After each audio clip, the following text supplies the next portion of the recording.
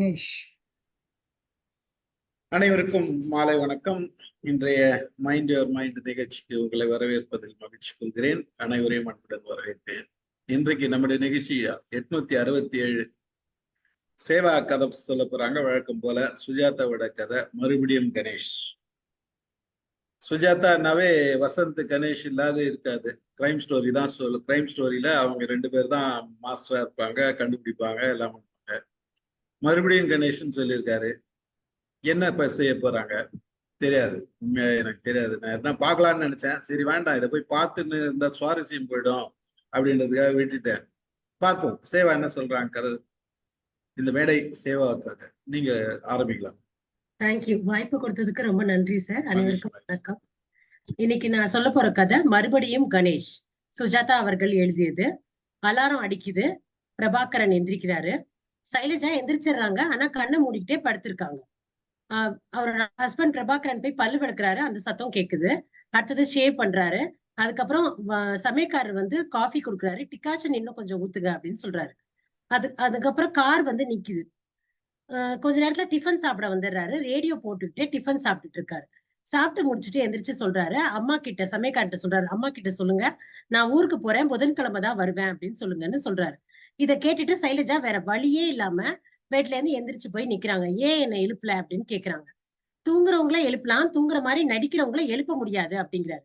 அப்போ நான் நடிக்கிறேனா அப்படின்னு அவர் கேக்குறாங்க. உடனே வந்து இந்த பாரு, காலங்காத்தால உன்கிட்ட சண்டை போடுறதுக்கெல்லாம் எனக்கு நேரம் இல்ல. நான் ஊருக்கு போறேன், 3 நாள் நல்லா ஜாலியா இரு. நான் இருக்க மாட்டேன், நீ ரொம்ப ஜாலியா இரு. பணம் வந்து பேங்க்ல இருந்து எடுத்து டிரால வச்சிருக்கேன், செக்கும் சைன் பண்ணிருக்கேன் அப்படின்னு சொல்லி அவர் கிளம்புறாரு. அப்ப இவங்க சொல்றாங்க, ஏன் கொஞ்ச நாளாவே என்கிட்ட ஒரு மாதிரியா பேசுறீங்க? அப்படிலாம் ஒண்ணுமே கிடையாது அப்படின்னு சொல்லிட்டு கதவை வந்து மூஞ்சில அடிச்ச மாதிரி சாத்திட்டு போறாரு. அவங்களுக்கு ஒரு மாதிரியா இருக்கு. கார்ல ஏறுறாரு. கார்லயும் கதவை பயங்கரமா ஓங்கி சாத்துறாரு. அவங்க சத்தம் கேக்குது. அவங்க சோஃபால உட்கார்ந்துருக்காங்க. சமயக்காரர் வந்து காஃபி குடுக்குறாரு. அவங்க உடனே சொல்றாங்க, பல்லு விளக்காமையா காஃபி குடிக்கிறேன், பேசாம போங்க அப்படின்னு கத்துறாங்க. அதுக்கப்புறம் அவங்க அவங்க பெட்ரூம்ல வந்து அந்த ட்ரெஸ்ஸிங் டேபிள் கண்ணாடி இருக்கும் இல்லையா, அதுக்கு முன்னாடி போய் நிக்கிறாங்க. நின்னுட்டு, எனக்கு 29 வயசாச்சு, கல்யாணம் ஆகி 8 வருஷம் ஆச்சு, முடியெல்லாம் கொட்டி போச்சு, கொஞ்சம் குண்டாயிட்டேன், வயசான மாதிரி தெரிகிறேன், 8 வருஷமா ஒரு வினோத மனுஷனோட வாழ்ந்துகிட்டு இருக்கேன். ட்ரிப்ளிகே என்ற தேரடி தெருவுல ஒரு சின்ன வீட்டுல, இருட்டான வீட்டுல நான் இருந்தேன். திடீர்னு ப்ரமோஷன் ஆச்சு, கல்யாணம் ஆச்சு, அதிர்ஷ்ட காற்று அடிச்சிச்சு, மிஸ்ஸஸ் பிரபாகர் நானு. நிறைய புடவை இருக்கு என்கிட்ட, பணம் நிறைய இருக்கு, நிறைய இடம் நான் ஊருக்கு சுத்தி பார்க்க போறேன், நல்லா சாப்பிடுறேன், வைர நகைகள் இருக்கு, போலி மனிதர்களோட பழகுறேன், ரொம்ப சோம்பேறியா இருக்கேன், தனிமையான பல இரவுகள், குழந்தை இல்லை எங்களுக்கு, கண்ணீர்ல நினைஞ்ச தலையணைகள், சாவி கொடுத்த பொம்மை போல ஏங்கிய இரவுகள் அப்படின்னு அவங்க யோசிச்சுட்டே இருக்கும் போது அவங்களுக்கு வந்து இப்ப லேட்டஸ்டா டாக்டர்கிட்ட போய் காட்டுறாங்க குழந்தை இல்லைன்னு. டாக்டர் சொல்றாங்க, உங்களுக்கு ஒன்னும் பிரச்சனை இல்லை மிஸ்ஸஸ் பிரபாகரன், உங்க ஹஸ்பண்டுக்கு தான் வந்து செக் பண்ணாதான் தெரியும் அப்படின்னு அவங்க சொல்றாங்க. இவங்க அதெல்லாம் யோசிச்சுக்கிட்டே உட்காந்துருக்காங்க. வீட்டை ஒரு தடவை சுத்தி பாக்குறாங்க. டிவி இருக்கு, ஏசி இருக்கு, வேலை செய்யறவங்க இருக்காங்க, கார் இருக்கு, பணம் இருக்கு, நிறைய பணம் இருக்கு. ஆனா அன்பு இல்ல அப்படின்னு அவங்களுக்கு நல்லா தெரியுது. அதுக்கப்புறம் அப்படியே உட்காந்துட்டே இருக்கும் போது திடீர்னு போன் அடிக்குது. போன் அடிச்ச உடனே வந்து அதுக்கப்புறம் என்ன ஆகுது, அவங்க யோசிக்கிறாங்க, திடீர்னு ஏன் நம்ம அவனை பார்த்தோம், அவனை பார்த்த உடனே ஏன் நமக்கு மனசு சஞ்சலப்படுச்சு, நம்ம கல்யாணம் ஆனவங்கல்ல, மனசு இப்ப சஞ்சலப்படக்கூடாதுல்ல, நமக்கு என்ன ஏதாவது சபலமா அப்படின்னு யோசிச்சுட்டே இருக்கும்போது போன் அடிக்குது. போன் அடிச்ச உடனே அவங்க என்ன பண்றாங்க, அந்த ரூமுக்கு மூடிட்டு அந்த போன் கிட்ட போய் நிக்கிறாங்க. போனை எடுக்கல. அப்புறம் ரொம்ப நேரம் அடிக்கவும் சமயக்காரன் வந்துட போறானு அந்த போனை எடுக்கிறாங்க. பார்த்தா தயாளன், என்ன சைலு எப்படி இருக்க, நல்லா இருக்கியா, நான் உன்னை சொல்லியிருக்கேன்ல எனக்கு போன் பண்ணாதன்னு, இனிமே எனக்கு போன் பண்ணாதன்னு போனை கட் பண்ணிடுறாங்க. திருப்பியும் போன் அடிக்குது, திருப்பியும் போன் அடிக்குது, திருப்பியும் போன் அடிக்குது. ஒரு கட்டத்துல அவங்க போன் எடுக்கிறாங்க. நம்ம இன்னைக்கு சாயங்காலம் மீட் பண்ணுவோம்னு அவர் ரொம்ப கெஞ்சுறாரு. சரி நான் வரேன் அப்படின்னு சொல்லிட்டு, எப்பயும் பாக்குற இடத்துல பாக்கலாம் அப்படின்னு சொல்லிட்டு போனை வச்சிடுறாங்க. வெளியில வந்து அந்த சமயக்கார்ட்ட சொல்றாங்க, நீங்க சாயங்காலம் வர வேண்டாம், நீங்க போயிருங்க, டிரைவர்கிட்டையும் சொல்லிருங்கன்னு. சாயங்காலம் ஒரு 6 மணி இருக்கு, கிளம்புறாங்க. வீட்டை விட்டு கிளம்பி வெளியில வராங்க. அவங்க வீட்டுக்கு பக்கத்துலயே இருக்க ஒரு கடை பக்கத்துல ஒரு ஆள் உட்கார்ந்துருக்காரு. அவருங்க வெளியே வந்தோடனே இவங்களை அப்படியே ஃபாலோ பண்றாரு. ஃபாலோ பண்ணோடனே இவங்க வந்து பஸ் ஸ்டாண்ட் வராங்க. ஒரு பஸ் ஏறுறாங்க. 3 ஸ்டாப்பிங் கழிச்சு இறங்குறாங்க. அந்த ஃபாலோ பண்ண ஆளும் பஸ் ஏறி 3 ஸ்டாப்பிங்ல இறங்குறாரு. ஒரு டாக்ஸி பிடிக்கிறாங்க. அந்த டாக்ஸியை பிடிச்சிட்டு பீச்ல இருக்க கண்ணகி சிலை கிட்ட போய் இறங்குறாங்க. அந்த பின்னாடி ஃபாலோ பண்ண ஆளும் டாக்ஸியை பிடிச்சிட்டு அதே இடத்துல வந்து இறங்குறாரு. இவங்க இறங்கி கண்ணகி சிலையில இருந்து பீச்ல நடந்து போறாங்க மணல்ல. தயாளன் மண்ல உட்கார்ந்துருக்காரு. இவங்க அவரை பார்க்கவே இல்லை. கொஞ்ச தூரம் போய் ஒரு இடத்துல உட்கார்ந்துடுறாங்க. தயாளன் எந்திரிச்சு போய் அந்த இடத்துல உட்கார்ந்துக்கிறாரு. அந்த பின்னாடி ஃபாலோ பண்ண ஆளும் வந்து உட்கார்றாரு. உட்கார்ந்த உடனே அவங்க 2 பேர் கொஞ்சம் நெருக்கமாவே உட்கார்ந்துருக்காங்க. அவங்க சொல்றாங்க, நீ எதுக்கு வந்து நான் காலேஜ்ல பார்த்த சைலஜா கிடையாது. எனக்கு கல்யாணம் ஆகி 8 வருஷம் ஆச்சு. என் பின்னாடி சுத்துறத கொஞ்சம் நிறுத்திடு. உனக்கு எதுக்கு இது தேவையில்லாத வேலை? நீ பாட்டு வேலை பார்த்து கல்யாணம் பண்ணி செட்டில் ஆற வழிய பாருன்னு. இல்ல இல்ல நான் உன்னை இன்னும் காதலிக்கிறேன். இல்ல இல்ல எனக்கு கல்யாணம் ஆயிடுச்சு பாரு, எனக்கு வயசாயிடுச்சு. நீ காலேஜ்ல பார்த்த அழகான சைலஜா இல்ல. இல்ல நீ எனக்கு எப்பயுமே அழகுதான். அவர் பேசிட்டே இருக்காரு. நடுவுல கைய பிடிக்கிறாரு. இவங்க கையை தட்டி விட்டுறாங்க. அவர் சொல்றாரு, நீ வந்து சந்தோஷமா இல்ல, கல்யாணம் ஆயிடுச்சே தவிர நீ சந்தோஷமா இருக்கேன். நான் இருக்கேன், பணம் காசு எல்லாம் இருக்கு, நான் சந்தோஷமா இருக்கேன், எல்லாம் இருக்கு. ஆனா நீ சந்தோஷமா இருக்கியா அப்படின்னா அவங்க வந்து பேசாம இருக்காங்க. பேசாம வா சைலு, நம்ம இங்க இருந்து எங்கேயாவது போயிடலாம். சரி நீ என்ன வேலை பாக்குற சொல்லு. ஓ உன்னை வச்சு காப்பாத்த முடியுமாங்கிறத கேக்குறியா? நான் வந்து டைப் பண்ணுவேன், டியூட்டோரியல் காலேஜுக்கு நோட்ஸ் எழுதி தரேன், கவிதை எழுதுவேன், உன்னை வச்சு காப்பாத்த என்னால முடியும் அப்படிங்கிறாங்க. அப்படிங்கிறாரு தயாளன். இல்ல இல்ல நான் வந்து நான் உன்னை நான் எப்படியாவது காப்பாத்திடுவேன்னா, நீ காப்பாத்த மாட்டேன்னு சொல்லல. எனக்கு என் கணவர் விட்டு வரணுமா அப்படின்னு தோணுது. நான் பண்றது தப்புன்னு எனக்கு தெரியுது. ஏதோ நான் வரேன், எனக்கு ஏனே புரியல அப்படிங்கிறாங்க. இல்ல இல்ல நீ வந்துரு. சரி உனக்கு என்ன வேணும் என்கிட்ட? பணமா? நான் வேணா பணம் கொடுத்தா என்ன விட்டுருவியா? உன் பணம், நகை எதுவுமே எனக்கு வேண்டாம். நீ மட்டும் வா. நாளைக்கு வந்து நம்ம 7:30 மணிக்கு சென்ட்ரல் ஸ்டேஷன் வந்து நம்ம போயிடலாம் அப்படின்னு. இவங்க வந்து இல்ல இல்ல நான் போறேன் அப்படின்னு சொல்லிட்டு எந்திரிச்சு வராங்க. பின்னாடி வந்து தயாளனும் வராரு. அந்த ஆளும் பின்னாடி ஃபாலோ பண்ணி வரான். டாக்ஸி பிடிக்கிறாங்க. ஏறும்போது தயாளன் சொல்றாரு, இந்த மாதிரி வந்து சென்ட்ரல் ஸ்டேஷன் நாளைக்கு சாயங்காலம் 7:30 மணி. இவங்க சொல்றாங்க, இவங்க வந்து அப்படின்ட்டு கார்ல ஏறிடுறாங்க. தயாளன் பாட்டு போயிடுறாரு. அந்த ஆள் இது எல்லாத்தையும் பார்த்துட்டு இருக்காரு. வீட்டுக்கு வராங்க. வீட்டுக்கு வந்த போது அந்த போஸ்ட் பாக்ஸ் இருக்கும் இல்லையா முன்னாடி, வீட்டுக்கு முன்னாடி அதுல ஒரு லெட்டர் கிடக்கு. அது என்னடா லெட்டர் அப்படின்னு எடுத்து பார்த்தா அந்த லெட்டர் வந்து கொஞ்சம் வித்தியாசமா இருக்கு. அந்த லெட்டர் கவர்ல டைப் அடிச்சிருக்கு. மிஸ்ஸஸ் சைலஜா பிரபாகரன், 8 ஸ்ரீராம் காலனி, சென்னை 6,86,000 அப்படின்னு எழுதியிருக்கு. அந்த லெட்டர் திறக்கிறாங்க. அதுல ஒரே ஒரு பேப்பர் தான் இருக்கு. அந்த லெட்டரே பார்க்க கொஞ்சம் வித்தியாசமா தான். என்னன்னா எப்பயும் போல கையால எழுதல அந்த லெட்டர்ல. ஒரு பேப்பர்ல இருந்து சில வார்த்தைகளை கத்திரிச்சு அதுல ஒட்டியிருக்காங்க. அந்த மாதிரிதான் இருக்கு அந்த லெட்டர் பாக்குறதுக்கு. இவங்களுக்கு ஒண்ணும் புரியல. என்னடா ஒரு மாதிரி வித்தியாசமா இருக்கு. சரி என்னதான் எழுதியிருக்குன்னு பார்த்தா, கணவருக்கு தெரியாமல் இருக்க 10,000 ரூபாய் தயார் செய் அப்படின்னு எழுதியிருக்கு. அது எல்லாமே வந்து ஒரு ஒரு இடத்துல இருந்து எடுத்து கட் பண்ணி ஒட்டின வார்த்தைகளா இருக்கு. இவங்களுக்கு பயமாயிருது. எப்படி தெரிஞ்சு போச்சு? எப்படி தெரிஞ்சுனே தெரியலையே. யாரு கண்டுபிடிச்சிருப்பாங்க? நம்ம ரொம்ப சீக்கிரட்டா தானே வச்சிருந்தோம். ஒருவேளை நம்ம ஹஸ்பண்ட் தெரிஞ்சிருக்குமோ? அவரு அவருக்கு இந்த விஷயம் தெரிஞ்சா என்ன ஆகும் அப்படின்னு சொல்லி அவங்க ரொம்ப பயப்படுறாங்க. அப்போ ஒரு போன் அடிக்குது. எடுக்கிறாங்க. அந்த பக்கம் பிரபாகரன். என்ன சைலஜா போன் அடிச்சிச்சு, எடுக்கவே இல்லை, எங்க போயிருந்த? உடனே அவங்க சொல்றாங்க, சினிமாக்கு போயிருந்தேன். என்ன சினிமா? ஓ இப்ப என்ன, நான் டிக்கெட் எல்லாம் காட்டினாதான் நம்புவீங்க அப்படின்னா, இல்ல இல்ல அப்படியெல்லாம் நான் சொல்லல, சும்மா கேட்டேன் அப்படின்ட்டு. சாரி அதெல்லாம் ரொம்ப சத்தம் போட்டுட்டேன். அவங்க ஊங்குறாங்க எல்லாத்துக்கும். நான் வந்து சில விஷயங்களை வந்து உங்ககிட்ட என்னால நேரடியா சொல்ல முடியல. நான் பாக்குறதுக்கு தான் முரடை மாதிரி இருப்பேன். எனக்கு உன்னை அவ்வளவு பிடிக்கும். ஐ லவ் யூ சைலஜா அப்படிங்கிறாரு. உடனே வந்து இவங்க சொல்றாங்க, இத சொல்லதான் போன் பண்ணீங்களா அப்படின்னா, இல்ல நேரடியா சொல்ல முடியல, நீ சொல்லு அப்படின்னோடனே அவங்க திருப்பியும் ஊங்குறாங்க. நீ சொல்லுன்னு திருப்பி மல்லு கட்டவும் அவங்களும் ஐ லவ் யூ டூங்கிறாங்க. சரி சைலஜா நீ வீட்டுல பத்திரமா இரு, நான் வந்துடுறேன் சீக்கிரம், பாய் குட் நைட் டார்லிங்னு அவர் வச்சிடுறாரு போன. அதுக்கப்புறம் ஒரு போன் அடிக்குது. சரின்னு இவங்க வந்து அதை எடுக்கல. திருப்பியும் அடிக்குது. 3வது தடவை அடிக்கும் போது எடுக்கிறாங்க. பார்த்தா தயாளன். தயாளன் சொல்றாரு, என்ன சைலு வீட்டுக்கு பத்திரமா வந்துட்டியா? இது கேட்கதான் கூப்பிட்டேன். நாளைக்கு 7:30 மணிக்கு ரெடியாரு, நம்ம சென்ட்ரல் ஸ்டேஷன் போயிடலாம். குட் நைட் மை லவ் அப்படின்னு சொல்லிட்டு அவர் வச்சிடுறாரு. இந்த அம்மாக்கு ஒரே கன்ஃபியூஷனா இருக்கு. கணவர், முன்னாள் காதலன், இப்ப லெட்டர், இதை யார் பண்றானே தெரியாது, யார்கிட்ட உதவி கேட்கறது அப்படின்னு சொல்லிட்டு யோசிச்சுட்டே இருக்காங்க. ஆனா யார்ட்டையாவது உதவி வேணும்னு அந்த அம்மாக்கு தோணுது. உதவி இல்லைன்னா அந்த அம்மாக்கு பைத்தியமே பிடிக்கிற மாதிரி இருக்கு. அவங்க பக்கத்துல ஒரு டேபிள் கிடக்கு. அதுல கொஞ்சம் புக்ஸ் இறஞ்சு கிடக்கு. அதுல ஒரு புக்கு பாத்தீங்கன்னா கீதை, இன்னொரு புக்கு ஆட்டோ பயோகிராபி ஆஃப் யோகி, தயாளன் கொடுத்தது. இன்னொரு புக்கு பாத்தீங்கன்னா விபரீத கோட்பாடுகள் கணேஷ். உடனே ஒரு ஞாபகம் வருது, ஓ கணேஷ் தான் இது கரெக்டான ஆளு, நம்ம கணேஷ் கிட்ட உதவி கேட்போம் அப்படின்னு சொல்லிட்டு முடிவு பண்றாங்க. கணேஷோட போன் நம்பரை டைரக்டரியில தேடுறாங்க. இந்த பக்கம் பாத்தீங்கன்னா கணேஷ் வசந்துக்கு ஏதோ வந்து எழுத சொல்லிட்டு இருக்காரு. வசந்த் எழுதிக்கிட்டு இருக்காரு. திடீர்னு ஒரு மாத்திரைய வசந்த் முழுகுறாரு. உடனே இவர் கேக்குறாரு, என்னத்தடா முழுகுன அப்படிங்கிறாரு. இல்ல டெக்ஸ்டைல் மாத்தல, நீங்க எப்படி நைட்டு ஃபுல்லா பிரீஃப் எழுத சொல்லுவீங்க, எனக்கு வந்து மாத்திரை வேணும், இல்லைன்னா முழிக்க முடியாது, ஏண்டா கண்டதை வாங்கி முழுங்குவியா, அதுக்கெல்லாம் மாத்திரை கிடைக்குதாடானா, ஆமா பாஸ் இப்பெல்லாம் நிறைய மாத்திரை கிடைக்குது, உங்களுக்கு வேணுமா ஒண்ணு தரவா, வேணாம் வேணாம் நான் சிகரெட்டே புடிச்சுக்கிறேன் என்ன விட்டுரு அப்படின்னு சொல்லிட்டு அவர் சிகரெட்டை பத்த வச்சுட்டு சொல்ல ஆரம்பிக்கிறாரு. அவரை சுத்தி நிறைய லா புக்ஸ் இருக்கு, ஏஐஆர் நிறைய இருக்கு. அதுக்கப்புறம் என்ன ஆகுது, கணேஷ் சிகரெட்டை பத்த வச்சுக்கிட்டு சொல்லிக்கிட்டு இருக்காரு. அப்போ ஒரு போன் அடிக்குது. அத வந்து வசந்த் எடுக்கிறாரு. எடுத்து சொல்றாரு 29437 மணி 10 யாருங்க அப்படிங்கிறாரு. அப்போ அவங்க சொல்றாங்க, நான் இந்த மாதிரி சைலஜா கணேஷ் அப்படின்னோடனே, பாஸ் யாரோ லேடிஸ் வாய்ஸ் கேக்குது அப்படின்னு அவர், நான் கணேஷ் தான் பேசுறேன் சொல்லுங்கன்னோடனே, எனக்கு ப்ராப்ளம் உடனடியா கிளம்பி வாங்க. அவர் சொல்றாரு, நைட்டு 10 மணியே ஆச்சுங்க, இப்பெல்லாம் கிளம்பி வர முடியாது, போன்லயே சொல்லுங்க. இல்ல இல்ல போன்ல சொல்ற பிரச்சனையா இருந்தா சொல்லிட மாட்டேனா, போன்ல சொல்ல முடியாது, ப்ளீஸ் தயவு செஞ்சு கிளம்பி வாங்க அப்படின்னோடனே, அவரு பல தடவை சொல்லி பாக்குறாரு, நைட் எப்படிங்க வர முடியும், இல்ல என் ஹஸ்பண்ட் வேற ஊர்ல இல்ல, நான் பெரிய சிக்கல்ல மாட்டிருக்கேன், நீங்க வரலன்னா எனக்கு என்ன பண்றதே தெரியாது, ப்ளீஸ் ப்ளீஸ் ரொம்ப கெஞ்சுறாங்க.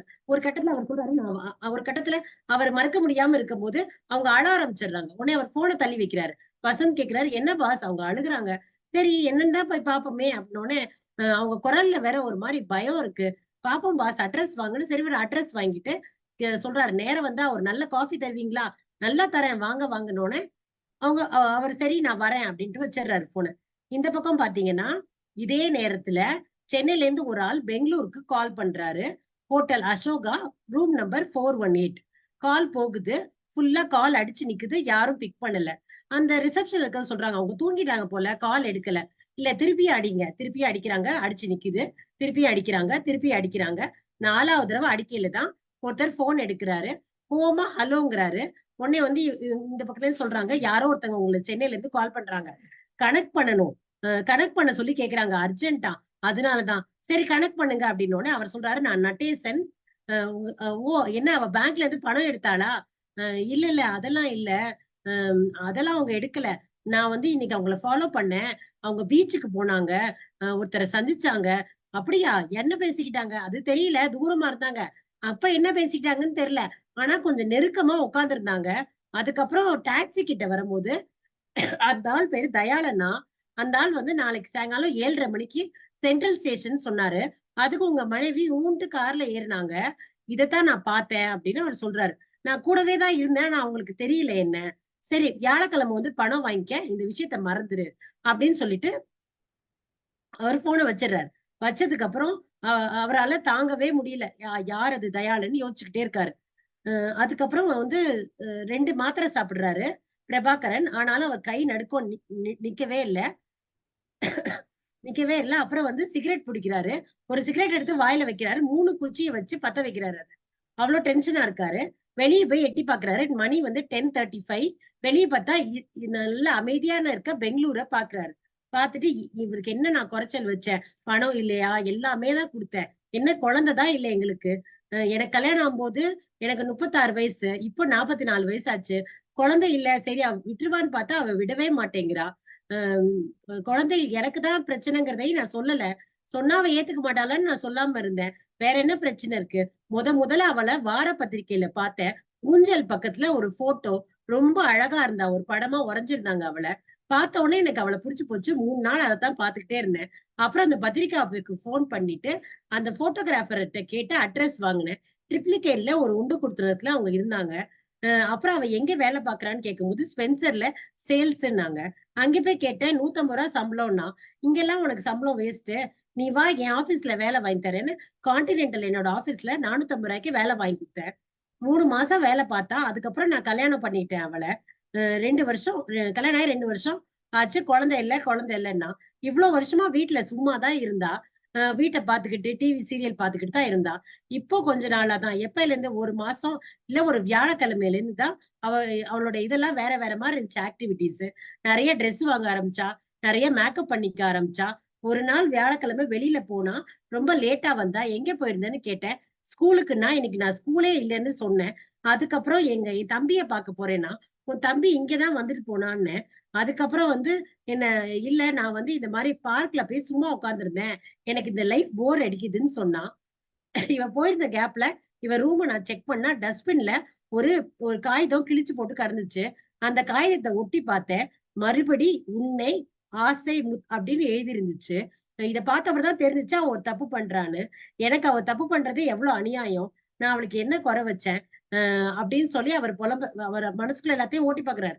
ஓட்டி பார்த்துட்டு சொல்றாரு, இத கண்டுபிடிக்கிறதுக்கு தான் நானே வந்து தினமணி பேப்பர் எடுத்து வார்த்தைகள கட் பண்ணி, அத ஒரு பேப்பர்ல சேர்த்து, என்னோட ஆபீஸ் டைப்ரைட்டிங்ல அட்ரஸ் அடிச்சு, அத ஒரு கவருக்குள்ள போட்டு மவுண்ட் ரோட்ல இருந்து இங்க போஸ்ட் பண்ணேன். அதுல அவ வந்து 10,000 பேங்க்ல இருந்து டிராப் பண்ணா புடிச்சிடலான்னு பார்த்தேன். அப்புறம் தான் இந்த ஆள வச்சு வேவ் பார்க்க சொன்னேன். இப்ப தெரிஞ்சு போச்சுல்ல.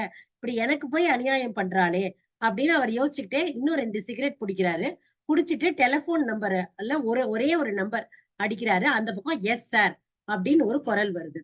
இந்த பக்கம் பாத்தீங்கன்னா கணேஷ் இங்க சைலஜா வீட்டுக்கு வந்துடுறாரு. ஒரு நல்ல காஃபி குடிக்கிறாரு. குடிச்சிட்டு காஃபி ரொம்ப சூப்பரா இருக்கு சைலஜா அப்படிங்கிறாரு. உடனே வசந்த் கேக்குறாரு, உங்க ஹஸ்பண்ட் என்ன பண்றாரு அப்படிங்கிறாரு. என் ஹஸ்பண்ட் வந்து பிசினஸ் பண்றாரு, நிறைய பணம் சம்பாதிக்கிறாரு அப்படின்னு சைலஜா சொல்றாங்க. சொன்ன உடனே அவங்க 2 பேரும் பாக்குறாங்க, செவர்ல வந்து அவங்களோட கல்யாண போட்டோ மாட்டி இருக்கு. சைலஜா அந்த பக்கம் தள்ளி உட்கார்ந்துருக்காங்க. சரி அந்த லெட்டரை கொஞ்சம் காட்டுங்க அப்படின்னு வசந்த் கேக்குறாரு. உடனே அவங்க லெட்டரை கொண்டாந்து காட்டுறாங்க. அந்த லெட்டர் வந்து இந்த மாதிரி கத்திரிச்ச வார்த்தைகளா இருக்கு. கணவருக்கு தெரியாமல் இருக்க 10,000 ரூபாய் தயார் செய். இந்த லெட்டர் பாருங்களேன் பாஸ், வித்தியாசமா இருக்கு. ஆமாடா, ஏதோ பேப்பர்ல இருந்து கட் பண்ணி தினமணி பேப்பரா இருக்கும்னு நினைக்கிறேன் அப்படிங்கிறாரு அவரு கணேஷ். இது எப்ப வந்துச்சு? சாயங்காலம் வந்துச்சுங்க அப்படின்னோடனே, அப்படியா, யாரு பண்ணிருப்பான்னு தெரியல. இது லெட்டர் பார்த்து நீங்க பயப்படாதீங்க, இந்த லெட்டர் ஒண்ணும் பண்ணாது அப்படின்னோடனே, இல்ல எனக்கு என்ன பண்றதுன்னு தெரியல. சரி உங்களுக்கு என்ன பிரச்சனை சொல்லுங்க அப்படிங்கும் போது அவங்க அமைதியா உட்கார்ந்துருக்காங்க. அவங்கள பாத்தீங்கன்னா ஒரு 28ல இருந்து 29 வயசு இருக்கும் அப்படின்னு கணேஷ் நினைக்கிறாரு. ஆனா கணேஷ பார்த்து நேரடியா பேசுறதுக்கு அவங்களால நேரடியா அவங்க ஃபேஸ் பண்ணி பேச முடியல. அவங்க குரல் பாத்தீங்கன்னா 25 வயசு பொண்ணு குரல் மாதிரி சின்ன குரலா இருக்கு. அப்போ அவர் சொல்றாரு, நீங்க ஒண்ணும் கவலைப்படாதீங்க, என்ன ஆச்சுன்னு சொல்லுங்கன்னா வசந்த திரும்பி திரும்பி பாக்குறாங்க. அவரு நானும் ஒண்ணுதான், அவர் ஒண்ணும் பண்ண மாட்டாரு, நீங்க சொல்லுங்க அப்படின்னோடனே அப்ப சொல்றாங்க, இந்த மாதிரி நான் கல்யாணத்துக்கு முன்னாடி காலேஜ் படிக்கும்போது தயாள்னு ஒருத்தரை லவ் பண்ணேன். அதுக்கப்புறம் பிரபாகரன் என்னை கல்யாணம் பண்ணிக்கிட்டாரு.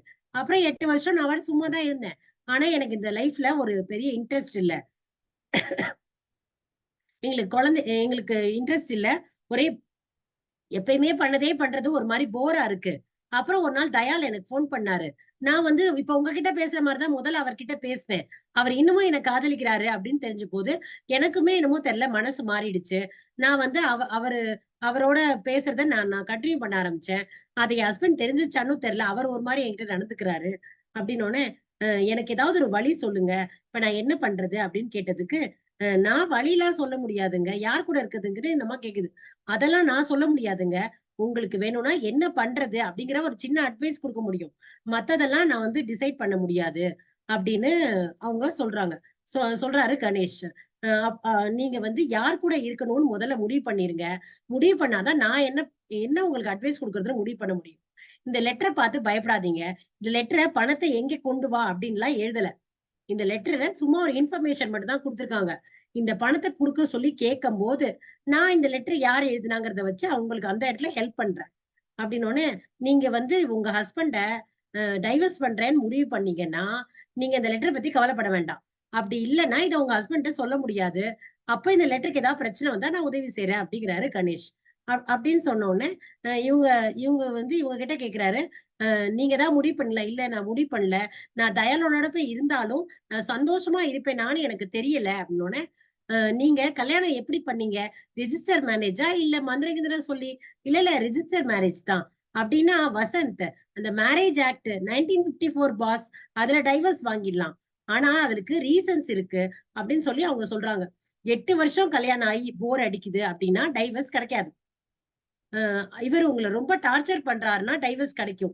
அப்படியா அப்படின்னு கேட்டதுக்கு அவங்க வந்து கிட்டத்தட்ட அப்படிதான் அப்படின்னு அவங்க 2 பேரும் மூஞ்சி பாத்துக்கிறாங்க. அதுக்கப்புறம் இன்னும் 2 வழி இருக்கு. ஒண்ணு ஜுடிஷியல் செப்பரேஷன், இல்லைன்னா நீங்க சில காரணத்துக்கு அவருக்கு இருந்து டைவர்ஸ் வாங்கலாம். என்னென்ன காரணம்னு கேட்டுக்கோங்க. முதல் காரணம் அடல்ட்ரி. அது அவர் வேணா உங்க பேர்ல போடலாம், நீங்க அவர் பேர்ல போட முடியாது அப்படின்னு சொன்ன உடனே அவங்க கண்ணெல்லாம் தண்ணியா இருக்கு. நீங்க என்ன தப்பா புரிஞ்சுக்கிட்டீங்க கணேஷ். இல்ல நான் தப்பாலாம் புரிஞ்சுக்கல, நான் சும்மா சொன்னேன், உங்களை நான் தப்பா சொல்ல, இது ஒரு ரீசன் சொன்னேன், அவ்வளவுதான் அப்படின்னு சொல்றாரு கணேஷ். 2வது காரணம் பாத்தீங்கன்னா, 3 வருஷமா நாங்க தள்ளி இருக்கோம் அப்படின்னா டைவர்ஸ் வாங்கலாம். அடுத்த காரணம் பாத்தீங்கன்னா, உங்க ஹஸ்பண்ட் 7 வருஷமா ஜெயில இருந்தாரு அப்படின்னா டைவர்ஸ் வாங்கலாம். இல்லைன்னா உங்களை ரொம்ப கொடுமைப்படுத்திக்கிட்டு இருக்காருன்னா டைவர்ஸ் வாங்கலாம். இல்ல புத்தி சரியில்லைன்னா டைவர்ஸ் வாங்கலாம். வேற ஏதாவது உங்களுக்கு தீராத நோய் இருக்குன்னா வாங்கலாம். இதுதான் சட்டம் சொல்லுது. ஆனா சட்டம் முடிஞ்ச வரைக்கும் சேர்த்து வைக்கதான் பார்க்கும், பிரிக்க ட்ரை பண்ணாது. டைவர்ஸ் வந்து ரொம்ப ஈஸி கிடையாது. இது எல்லாத்தையும் நீங்க ப்ரூவ் பண்ணா மட்டும்தான் உங்களுக்கு டைவர்ஸ் கிடைக்கும் பாஸ். ஆனா மியூச்சுவல் கன்சென்ட் இருக்கு, செக்ஷன் 28, அதுக்கு அவர் ஒத்துக்க மாட்டாரு அப்படின்னு சைலஜா சொல்றாங்க. சொன்ன உடனே அப்ப ரொம்ப டிஃபிகல்ட் அப்படிங்கிறாரு கணேஷ். ஆனா இன்னொரு விஷயம்னு அவங்க இழுக்கிறாங்க. இன்னொரு என்ன விஷயம், எங்களுக்கு குழந்தை இல்ல, எனக்கு ஒண்ணும் பிரச்சனை இல்ல, அவருக்கு தான் பிரச்சனை, அப்ப அதுல கண்டிப்பா டைவர்ஸ் வாங்கலாம் அப்படிங்கிறாரு வசந்த். 1971 கல்கட்டால ஒரு கேஸ், அதை ப்ரூவ் பண்ணி அவங்க டைவர்ஸ் வாங்கியிருக்காங்க. ஆனா அது ரொம்ப கஷ்டம்டா வசந்த். ஆனா வாங்கலாம் பாஸ், ட்ரை பண்ணலாம், இவங்க முதல்ல டிசைட் பண்ணட்டும், அப்பதானே நம்ம ஏதாவது பண்ண முடியும் அப்படின்னு சொன்ன உடனே ஒரு கணேஷ் சொல்றாரு, நான் உங்களுக்கு ஒரு விஷயம் சொல்றேன், முதல்ல உட்காந்து உங்க ஹஸ்பண்டோட பேசுங்க, இந்த பிரச்சனையை எப்படி சரி பண்றதுன்னு பாருங்க, அவர்கிட்ட சொல்லுங்க உங்களை டைவர்ஸ் பண்றாங்கிற அளவுக்கு நான் யோசிச்சேன் அப்படிங்கிறத கன்வே பண்ணுங்க. முடிஞ்சா 2 பேரும் 6 மாசம் கொஞ்சம் விலகி இருங்க, அதுக்கப்புறமும் நீங்க டைவர்ஸ் பண்ணிக்கணும்னா வாங்க, நான் உங்களுக்கு ஹெல்ப் பண்றேன், இப்ப உடனடியா முடிவு எதுவும் எடுக்காதீங்க, கொஞ்சம் ஆற போட்டுட்டு அப்புறமாட்டி எடுங்க அப்படின்னு அவர் சொல்றாரு. சொன்ன உடனே சரி சரி ஓகே, உங்களோட பேசுறது நல்லா இருந்துச்சு, நீங்க முடிஞ்சா நான் நாளைக்கும் வரேன் அப்படின்னு அவர் கிளம்பிடுறாரு. அவங்க 2 பேரும் கிளம்பிடுறாங்க. கிளம்புனதுக்கு அப்புறமாட்டி அவங்க வண்டியில போயிட்டு இருக்காங்க. போயிட்டு இருக்கும் போது வசந்த் கிட்ட கணேஷ் கேக்குறாரு, நீ என்னடா நினைக்கிற இத பத்தி அப்படிங்கிறாரு. பாஸ், எனக்கு அந்த ஆளை பார்க்கணும், இப்படி கிளி மாதிரி ஒரு மனைவி வச்சுட்டு ஏன் அதெல்லாம் பண்ற அப்படின்னு கேட்கணும், கேட்டு நல்லா சேர்ந்து வாழியான்னு சொல்லணும். ஏண்டா அந்த டைப்ரைட்டிங் மிஷின் அது காட் ஏபி பாஸ், மவுண்ட் ரோட்ல எங்க இருந்தோ போஸ்ட் பண்ணிருக்காங்க, தேடி கண்டுபிடிக்கலாம், ஆனா வெட்டி வேலை பாஸ் இது அப்படிங்கிறாங்க. அப்ப மணி பாத்தீங்கன்னா 12:30 ஆயிடுது நைட்டு. இவங்க என்ன பண்றாங்க, 2 பேரும் டீயை குடிச்சிட்டு வேற ஒரு பஞ்சாயத்துக்கு இதே மாதிரி கிளம்பி போயிடுறாங்க. இந்த பக்கம் இந்த பக்கம் பாத்தீங்கன்னா சைலஜா போய் தூங்க போயிடுறாங்க, நல்லா தூங்குறாங்க. ஏன்னா அவங்களுக்கு ஒரு விஷயம் தெரிஞ்சிச்சு, நம்ம வேணா டைவர்ஸ் பண்ணிக்கலாம், இல்லைன்னா நம்ம வந்து சேர்ந்து வாழ்றதுக்கும் ரெண்டுக்கும் அவங்களுக்கு ஒரு சொல்யூஷன் கிடைச்ச மாதிரி இருக்கு. அதனால போய் அவங்க படுக்க போயிடுறாங்க. பிரபாகரன் பாத்தீங்கன்னா ஃபுல் நைட்டு அவங்க தூங்கவே இல்லை. அவர் அங்கேயே உட்காந்து யோசிச்சுக்கிட்டே இருக்காரு, என்ன பண்றது, இப்படி நம்மள போய் இவ ஏமாத்திட்டாளே அப்படின்னு சொல்லி யோசிச்சுக்கிட்டே இருக்காரு, அவர் தூங்கவே இல்லை. அதுக்கப்புறம் காத்தால ஆகுது, சைலஜா எந்திரிக்கிறாங்க, ரொம்ப ஒரு மாதிரி நல்லா ஃப்ரெஷ்ஷா இருக்காங்க. எந்திரிக்கிறாங்க, எந்திரிச்சு கணேஷ்க்கு போன் பண்றாங்க. கணேஷ் தூங்கிட்டு இருந்தீங்களா, டிஸ்டர்ப் பண்ணிட்டேனான்னு கேக்குறாங்க. அவர் சொல்றாரு, இனிமே தாங்க தூங்க போறேன் அப்படிங்கிறாரு. அதுக்கப்புறம் சமயக்காரர் வந்து காஃபி கொடுக்குறாரு. அவர்கிட்ட சொல்றாங்க, உங்களுக்கு எத்தனை பசங்க? அவர் 2 பொண்ணுங்க, இத பணம் கொடுத்து ஏதாவது வேணா வாங்கிக்க சொல்லுங்க உங்க பசங்களுக்கு, ஏதாவது உங்க பிள்ளைங்களுக்கு வாங்கி கொடுங்கன்னு பணம் கொடுக்குறாங்க. கொடுத்துட்டு நீங்க மத்தியானம் வர வேண்டாம், நான் வெளியில போறேன், டிரைவர்ட்டையும் சொல்லிருங்க அப்படின்றாங்க. போய் குளிக்கிறாங்க. குளிச்சுட்டு ஒரு டார்க் ப்ளூ கலர் சாரி கட்டிக்கிறாங்க, அதுக்கேத்த இயரிங் போட்டுக்கிறாங்க, அதுக்கேத்த வளையல் போட்டுக்கிறாங்க, ரெடி ஆகி வெளியில போறாங்க. மவுண்ட் ரோட்ல ஒரு இது மாதிரி மாண்டிசெரி, சாரதா மாண்டிசெரி ஸ்கூல் போறாங்க. அங்கேதான் அவங்களோட ஃப்ரெண்ட் சுப்புலட்சுமி இருக்காங்க. அங்க போன உடனே, என்ன சுப்பு நல்லா இருக்கியான்னு கேக்குறாங்க. அந்த அம்மா நான் நல்லா இருக்கேன், நீ எப்படி இருக்க சைலஜா அப்படின்னு அந்த 2 பேரும் விசாரிச்சுக்கிறாங்க. சின்ன சின்ன நிறைய குழந்தைங்க இருக்குது மாண்டிசெரி ஸ்கூல்ல. சைலஜாக்கு ரொம்ப பிடிக்குது. இங்க ஒரு வேலை கிடைக்குமா சுப்பு எனக்கு, நானே இந்த 200 ரூபாய் சம்பளத்துக்கு என்னடா பண்றதுன்னு வேலை பாக்குறேன், நீ வேற இதுக்கு வந்து ஏன் கஷ்டப்படுற, உன் வீட்டுல நான் பணமா இல்ல அப்படிங்கிறாங்க சுப்பு. இல்ல பணத்துக்கு இல்ல, இது ஒரு சேஞ்ச், அதுக்காக தான் கேக்குறேன், பாரு அந்த குழந்தைங்க மூஞ்சி எல்லாம் எவ்வளவு அழகழகா இருக்கு அப்படிங்கிறாங்க. உடனே அதுக்கு சுப்பு சொல்றாங்க, அதெல்லாம் ஒரு நாள் பார்த்தா அழகாதான் இருக்கும், அந்த பாரு அந்த ஜன்னல் கிட்ட ஒண்ணு நிக்குது, அது ஒரே அடம், டெய்லி டெய்லி பார்த்தாலாம் நல்லா நல்லா இருக்காது, இல்ல எனக்கு இங்க கண்டிப்பா வேலை வேணும் அப்படிங்கிறாங்க. அப்படின்னோடனே, சரி இந்த ஃபார்மை ஃபில்அப் பண்ணி கொடு, உன் ஹஸ்பண்ட் சொன்னார்னா வேலை கிடைக்கும், சரி ஓகே பாய் சுப்பு அப்படின்னு சொல்லிட்டு அங்கிருந்து கிளம்பிடுறாங்க. கிளம்பி மவுண்ட் ரோடு வராங்க. மவுண்ட் ரோடு வந்து அங்கே 2 புக்கு வாங்குறாங்க. ஒண்ணு வந்து குழந்தைங்களை பத்தி படிக்கிற புக்கு, இன்னொன்னு வந்து இவங்க ரிஷப ராசி, அதுக்கு 1978ல வந்து ராசி பலன், அந்த புக்கு 2ஐயும் வாங்குறாங்க. வாங்கிட்டு பஸ் ஸ்டாண்ட்ல நிக்கிறாங்க. இந்த பக்கம் பாத்தீங்கன்னா அவங்க ஹஸ்பண்ட் பிரபாகரன், அப்ப மணி வந்து 11:35 மத்தியானம் பிளைட் ஏறி சென்னை வராரு. அவர்கிட்ட லக்கேஜ் இல்ல அப்படிங்கிறதுனால உடனே வெளியில வந்து டாக்ஸி பிடிச்சு அவரோட வீட்டு ஸ்ரீராம் காலனிக்கு வந்துடுறாரு. வந்த உடனே பெல் அடிக்கிறாரு, யாரும் கதவு திறக்கல, எங்கேயோ சுத்த போயிட்டா போலன்னு இவரே ஒரு இன்னொரு சாவியை வச்சு திறந்துட்டு உள்ள வர்றாரு. உள்ள வந்து வீட்டை பாக்குறாரு. பார்த்துட்டு அவ கல்யாண போட்டோ எல்லாம் இருக்கு, எப்படி சிரிச்சுக்கிட்டு போலியா போஸ் கொடுக்குறா அப்படின்னு அந்த போட்டோ பார்த்து திட்டிட்டு உள்ள போயிட்டு ரூம்குள்ள போயிட்டு கபோர்டு திறந்து ஒரு பாட்டில் விஸ்கி இருக்கு, அதையும் டம்ளரையும் கொண்டாந்து விஸ்கியை ஊத்தி முதல் மடக்க குடிச்சிட்டு இவருக்கு எப்படி ஒரு லைஃப் கொடுத்துருக்கேன், இவன் என்ன போய் இப்படி ஏமாத்திட்டா அப்படின்னு அவர் புலம்பிக்கிறார். அப்புறம் அடுத்தது கல்யாண ஆல்பம் இருக்கு, அதை பாக்குறாங்க. எத்தனை பேர்கிட்ட எவ்வளவு போலியா சிரிச்சிருக்கா அப்படின்னு திட்டுறாரு. திட்டிட்டு இன்னொரு ஸ்கூப்பை இன்னொரு இதையும் ஊத்தி இன்னொரு இதையும் குடிச்சுக்கிறாரு. குடிச்சதுக்கு அப்புறம் என்ன ஆகுது, வெளியில சைலஜா வர சத்தம் கேக்குது. சைலஜா வந்து கதவு திறந்திருக்கு, உள்ள வராங்க. உள்ள வந்த உடனே, என்னங்க ஊர்ல இருந்து வந்துட்டீங்களா, என்ன ஷாக் ஆயிட்டியா, எங்க சுத்திட்டு வர அப்படின்னு கேக்குறாரு. ஏங்க இப்படிலாம் பேசுறீங்க, நான் வந்து மாண்டிசேரி ஸ்கூலுக்கு போயிட்டு வந்தேன். ஆமா, எப்ப பாரு ஸ்கூலுக்கு போனேன்னு ஒரு கதையை சொல்லு அப்படின்னு சொல்றாரு. அப்படியே ரெண்டு பேருக்கும் சண்டை ஆரம்பிக்குது. இவர் சொல்றாரு, நீங்க யாரோட சுத்துறேன்னு எனக்கு தெரியும், அப்படிலாம் ஒண்ணு இல்ல, இப்படி அநியாயமா அசிங்கமா பேசாதீங்க அப்படின்னு சொல்லி இந்த அம்மா கத்துது. உங்களுக்கு குழந்தை பிறக்காது, அதை மறைச்சு நீங்க என்ன வந்து கல்யாணம் பண்ணிக்கிட்டீங்க, எனக்கு குழந்தை இல்லைன்னு அந்த அம்மா கத்துது. அதுக்கப்புறம் இவர் ஒரு அறையிறாரு. அந்த அம்மா பயந்து ரூம்குள்ள போய், அது பெட்ரூம்குள்ள போய் உட்காந்துருது. இவரும் பின்னாடியே போய் கதவை சாத்துறாரு. அந்த பெட்ரூம் பாத்தீங்கன்னா ஏசி ரூம், அதனால ஃபுல்லி க்ளோஸ்டா இருக்கு. இந்த அம்மா என்ன கத்துனாலும் அந்த ஹாலுக்கே பெருசா கேட்காது, அதை தாண்டி ரோட்ல சுத்தமா கேட்காது. அதுக்கப்புறம் அந்த வீடு அது அவங்க உள்ள போன அப்புறம் வீடெல்லாம் அவர் சாத்திடுறாரு. உள்ள போயிட்டு அந்த அம்மாவை திருப்பி அடிக்கிறாரு. என்ன உங்களுக்கு அடிக்குதான்னு தெரியும், நல்லா அடிங்க அடிங்கன்னோடனே அங்க பெட்டு கட்டுறதுக்காக ஒரு கயிறு வச்சிருந்திருக்காங்க. அந்த கயிறு எடுத்து அந்த அம்மா கழுத்துல போட்டு இருக்கிறாரு. அந்த அம்மா அப்படியே மயங்கிருது. கொஞ்ச நேரத்துல இவர் கையெல்லாம் நடுங்க ஆரம்பிச்சது. அந்த ரூமை விட்டு வெளியில வராரு. வந்து பாக்குறாரு, ஃபுல் வீடு க்ளோஸ் ஆயிருக்கு. அங்க ஒரு அவங்க வீட்டு போன்ல அடிச்சு போலீஸ் சொல்லிடலான்னு எடுக்கிறாரு போனை. போன் கிட்ட வந்து உட்கார்றாரு. போலீஸ் சொல்லிடலான்னு நினைக்கிறாரு, இந்த மாதிரி நம்ம தான் அவசரத்துல கொலை பண்ணிட்டோம் அப்படின்னு. அப்ப பார்த்து ஒரு போன் அடிக்குது, எடுத்தா தயாளன். 7:30 மணிக்கு ரெடியா இருக்கியா, போயிடலாமா அப்படின்னு அவருக்கு கோவம் ஆயிருது. உடனே வந்து அவர் வந்து என்ன சொல்றாரு, ராங் நம்பர் அப்படின்னு சொல்லிட்டு வச்சுட்டு கொஞ்ச நேரத்துல ரிசீவர் எடுத்து கீழே வச்சுட்டு, நான் ஏன் போலீஸ் சொல்லணும், நான் என்ன தப்பு பண்ணேன், இவ தானே ஓடி போக ட்ரை பண்றா, இவளை கொண்டதுல தப்பே இல்லை அப்படின்னு மனசை மாத்திக்கிறாரு. மாத்திட்டு உள்ள போய் பாக்குறாரு, அவங்க இறந்து கிடக்குறாங்க. இவங்க குழந்தைக்கு தொட்டிலுக்காக வாங்கின வளையம் இருக்கு இங்க மேல, அந்த வளையத்தை எடுத்து இவங்கள மேல அந்த வளையத்துல மாட்டி தொங்க விட்டுறாரு, அவங்க தூக்கு மாட்டிக்கிட்ட மாதிரி. வீடை ஃபுல்லா க்ளோஸ் பண்ணிட்டு வெளிப்பக்கமா ஒரு காலி கிரவுண்ட் இருக்கு, அங்க ஒரு கம்பி இருக்கு, அதை தாண்டி அது ரோடு வழியா அந்த வழி வருது. ஒரு டாக்ஸி பிடிச்சு பர்னிச்சர் கடையா நோக்கி போறாரு. அங்கே ஒரு மாதிரி பர்னிச்சர் பண்றவர் இருக்கா இல்லையா, அவர்கிட்ட கேக்குறாரு, எங்க வீட்டுல ஒரு ரிப்பேர் இருக்கு வரியான்னு. யாருமே வரமாட்டேங்கிறாங்க அந்த பர்னிச்சர் கடையில இருக்கவங்க எல்லாருமே. அதுக்கப்புறம் ஒரு ஆள் மட்டும் காசு கூட கொடுக்குறேன்னு வரேங்கிறாரு. அவரை கூட்டிக்கிட்டு இந்த ஸ்ரீராம் காலனிக்கு வராரு. வந்து இந்த மாதிரி நீங்க வீட்டுக்கு முன்னாடி போங்க, நான் பின்னாடி பக்கமா வந்து திறக்கிறேங்கிறாரு. பின்னாடி பக்கமா அதே மாதிரி எகிரி குச்சி வந்து திறக்கிறாரு. திறந்த உடனே இந்த இடம் தான் அப்படின்னு சொல்றாரு. அந்த ஆளு அந்த இடத்த கிளாஸ் ஒட்டணும், கிளாஸ் வேணும்னு கேக்குறாரு. உடனே இவர் என்ன பண்றாரு, இவங்க கல்யாண ஆல்பம் தொங்குச்சுல, அந்த ஆல்பத்தை எடுத்து அதோடைய போட்டோவை எடுத்து போட்டுட்டு அந்த கிளாஸ் எடுத்து கொடுக்குறாரு. அவன் அழகா அதை வைரம் மாதிரி கட் பண்ணி அந்த இடத்துல அதை எடுத்து ஒட்டுறான். உள்ள வந்து அப்படியே அந்த கர்டன் மாதிரி ஆடுது, இவங்க தொங்குறது ஒரு தடவை தெரியுது. ஆனா இவன் அதை பார்க்க விட்டுறான் அந்த தச்சன். அதுக்கப்புறம் ஒட்டிட்டு அதுக்கப்புறம் கீழே இறங்குறான். இவர் வந்து 50 ரூபா கொடுக்குறாரு. அவன் சில்லறை இல்லைங்கிறான், நீயே வச்சுக்கணும், அவர் சந்தோஷமா போயிடுறான். அதுக்கப்புறம் இவர் வந்து போனை துடைக்கிறாரு. விஸ்கி விஸ்கி பாட்டில் குடிச்சதை வந்து தொடச்சிட்டு பீரோக்குள்ளே திருப்பி வச்சிடுறாரு. எதுவுமே நடக்காத மாதிரி வெளியில கதவை வந்து ஃபுல்லா க்ளோஸ் பண்ணாம வச்சுட்டு போறாரு. ஏன்னா இவர் போனதுக்கு அப்புறம் இவருக்கு யாராவது கூப்பிட்டு சொல்லணும். இவர் வந்து பூட்டிட்டு போனா இவரையும் திறக்கிற மாதிரி ஆயிடும் இல்லையா, அதனால ஒரு மாதிரி பாதியா மூணு மாதிரி மூடி வச்சுட்டு அதே மாதிரி பின்னாடி பக்கமா போய் அந்த கம்பி வழியா போய் அந்த காலி கிரவுண்டு தாண்டி மெயின் ரோடுக்கு போய் டாக்ஸி பிடிச்சு திருப்பியும் அவரு பிளைட்டுக்கு போயிடுறாரு. சாயங்காலம் பிளைட்டை பிடிச்சு பெங்களூர் போறாரு. அசோகா ஹோட்டல்ல ரூம் போட்டிருக்காரு இல்லையா, அங்கே போயிட்டு அந்த கட்டில போய் படுக்கிறாரு. சாயங்காலம் ஆகுது.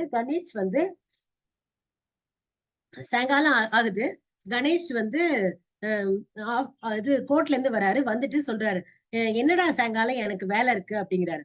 பாஸ், உங்களுக்கு முடி நிறைய வளர்ந்துருச்சு, அதை போய் நீங்க வெட்டணும். வேற ஏதாவது? சைலஜா வீட்டுக்கு போகணும்னு சொன்னீங்க. ஆமாடா, சைலஜா காத்தால வர சொல்லியிருந்தாங்க, நான் போகணும். சரி பாஸ், நீங்க போயிட்டு வாங்க. நீ வரலையாடா? இல்ல பாஸ், நான் கராத்தே கிளாஸ் போறேன். என்ன கராத்தே வா? ஆமா பாஸ், நீங்க கூட கிரீன் பெல்ட் வாங்கிருக்கீங்களே, அங்க பயங்கரமா எக்ஸசைஸ் பண்ண சொல்றாங்க பாஸ், கை கால்லாம் ரொம்ப வலிக்குது. வாடா, நானே உனக்கு சொல்லி தரேன், இன்னைக்கு என்னோட துணைக்கு வாடான்னு அவரையும் கூட்டிட்டு 2 பேரும் 7 மணிக்கா சைலஜா வீட்டுக்கு போறாங்க. போய் பெல் அடிக்கிறாங்க. ஒரே இருட்டா இருக்கு எங்க வீடே. பார்த்தா யாருமே திறக்கல. என்ன யாருமே திறக்கலன்னு, சரி வாங்க பாஸ் போலாம் அப்படிங்கிறாரு வசந்த். பார்த்தா கதவு திறந்த மாதிரியே இருக்கு. இவர் உள்ள போறாரு. செவரை தடவி ஹால் லைட்டை போட்டுறாரு. போட்டதுக்கு அப்புறம் சைலஜா சைலஜான்னு கூப்பிடுறாரு, ஒரு சத்தமும் இல்ல. அந்த பெட்ரூம் கிட்ட போயிடுறாரு, அங்க ஒரு சுவிட்ச் இருக்கு, அதை போடுறாரு. பெட்ரூம்குள்ள லைட் எரியுற மாதிரி இருக்கு.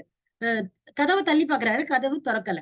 ஒரு கட்டத்துக்குள்ள அந்த கதவுடைய அந்த சாவி ஹோல் கிட்ட போய் பாக்குறாரு. பார்த்தா ஷாக் ஆகி கத்துறாரு. பார்த்தா சைலஜா தொங்குறாங்க.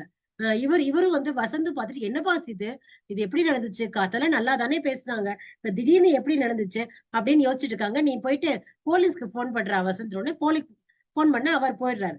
போன உடனே இவர் பாக்குறாரு, எங்க டேபிள் மேல குழந்தைகள் மன தத்துவம்னு அந்த புக் ஒண்ணு வாங்கினாங்களே அது கிடக்கு. அப்புறம் ராசி பலன் 1978 கிடக்கு. அப்புறம் அந்த சாரதா மாண்டசரியில வாங்கின அந்த ஃபார்ம் ஒண்ணு கிடக்கு. இதெல்லாம் இருக்கு. இதெல்லாம் வாங்கிட்டு எப்படி இவங்க சூசைட், ஒரே கன்ஃபியூஷனா இருக்கு. அப்புறம் வந்து பெட்ரூமை தாண்டி கிச்சனுக்கு போறாரு. அங்க பார்த்தா இந்த கட் பண்ணி எடுத்தாங்கல்ல இந்த லெட்டர்ஸ், அந்த திருமணி பேப்பர் கிடக்கு ஒரு ஷெல்ஃப்ல, அதை எடுத்து வச்சுக்கிறாரு. இன்னும் 1 2 கபோர்ட திறக்கிறாரு. ஒரு ரேஸ் புக் ஒண்ணு கிடக்கு. அதெல்லாம் எடுத்துட்டு ஹாலுக்கு வராரு. அப்ப வசந்த் போலீஸ்ல சொல்லிட்டு இருக்காரு, இது மாதிரி நான் வந்து நாங்க கணேஷ் வசந்த், இந்த மாதிரி என் கிளைண்ட் வீட்டுக்கு வந்தோம், அவங்க இப்படி தொங்குறாங்க, நீங்க வாங்க, நாங்க லாயர்ஸ் அப்படின்னு சொல்லி அட்ரஸ் எல்லாம் கொடுக்குறாரு. போலீஸ் வரேன்றாங்க. அப்போ வசந்த் கிட்ட சொல்றாரு, வசந்த் இங்க பாரு, இந்த மாதிரி இந்த பேப்பர் இங்க கடந்துச்சு, நான் எடுத்தேன்.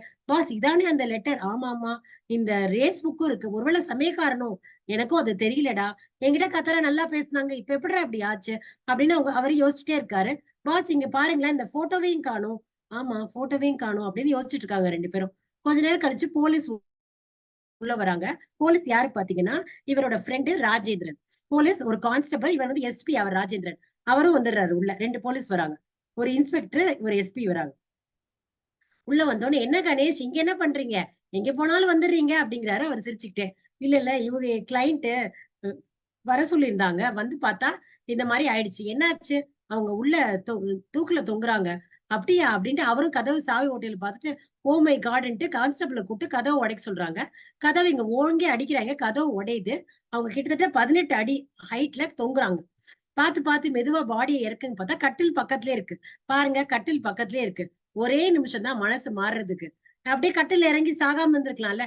அப்ப அந்த அம்மா மனசுல என்ன ஓடிச்சோ தெரியல, இப்படி பண்ணிக்கிறாங்க, இப்படிதான் நிறைய தற்கொலை நான் பாக்குறேன் அப்படின்னு இறக்கும் போது வசந்த் அதை பார்த்து அலறி அடிச்சு வெளியில ஓடி வந்துடுறாரு. என்னால இதை பார்க்க முடியல, ரொம்ப கஷ்டமா இருக்கு அப்படின்னு சொல்றாரு.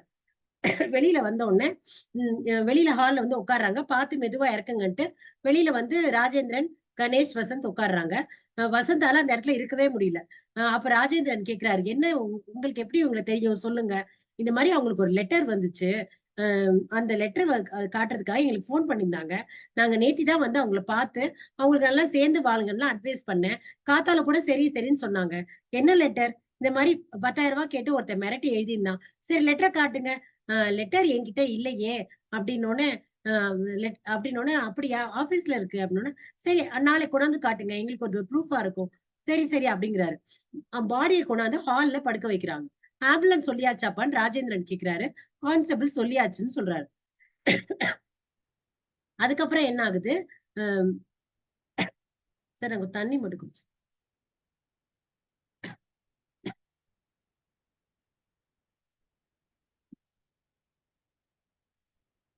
அதுக்கப்புறம் என்ன ஆகுது, அந்த பாடி கொண்டு வந்து ஹால்ல படுக்க வைக்கிறாங்க. வசந்த் சொல்றாரு, இதுக்கு மேல என்னால இதை பார்க்க முடியாது, நான் வெளியில நிக்கிறேன் அப்படிங்கிறாரு.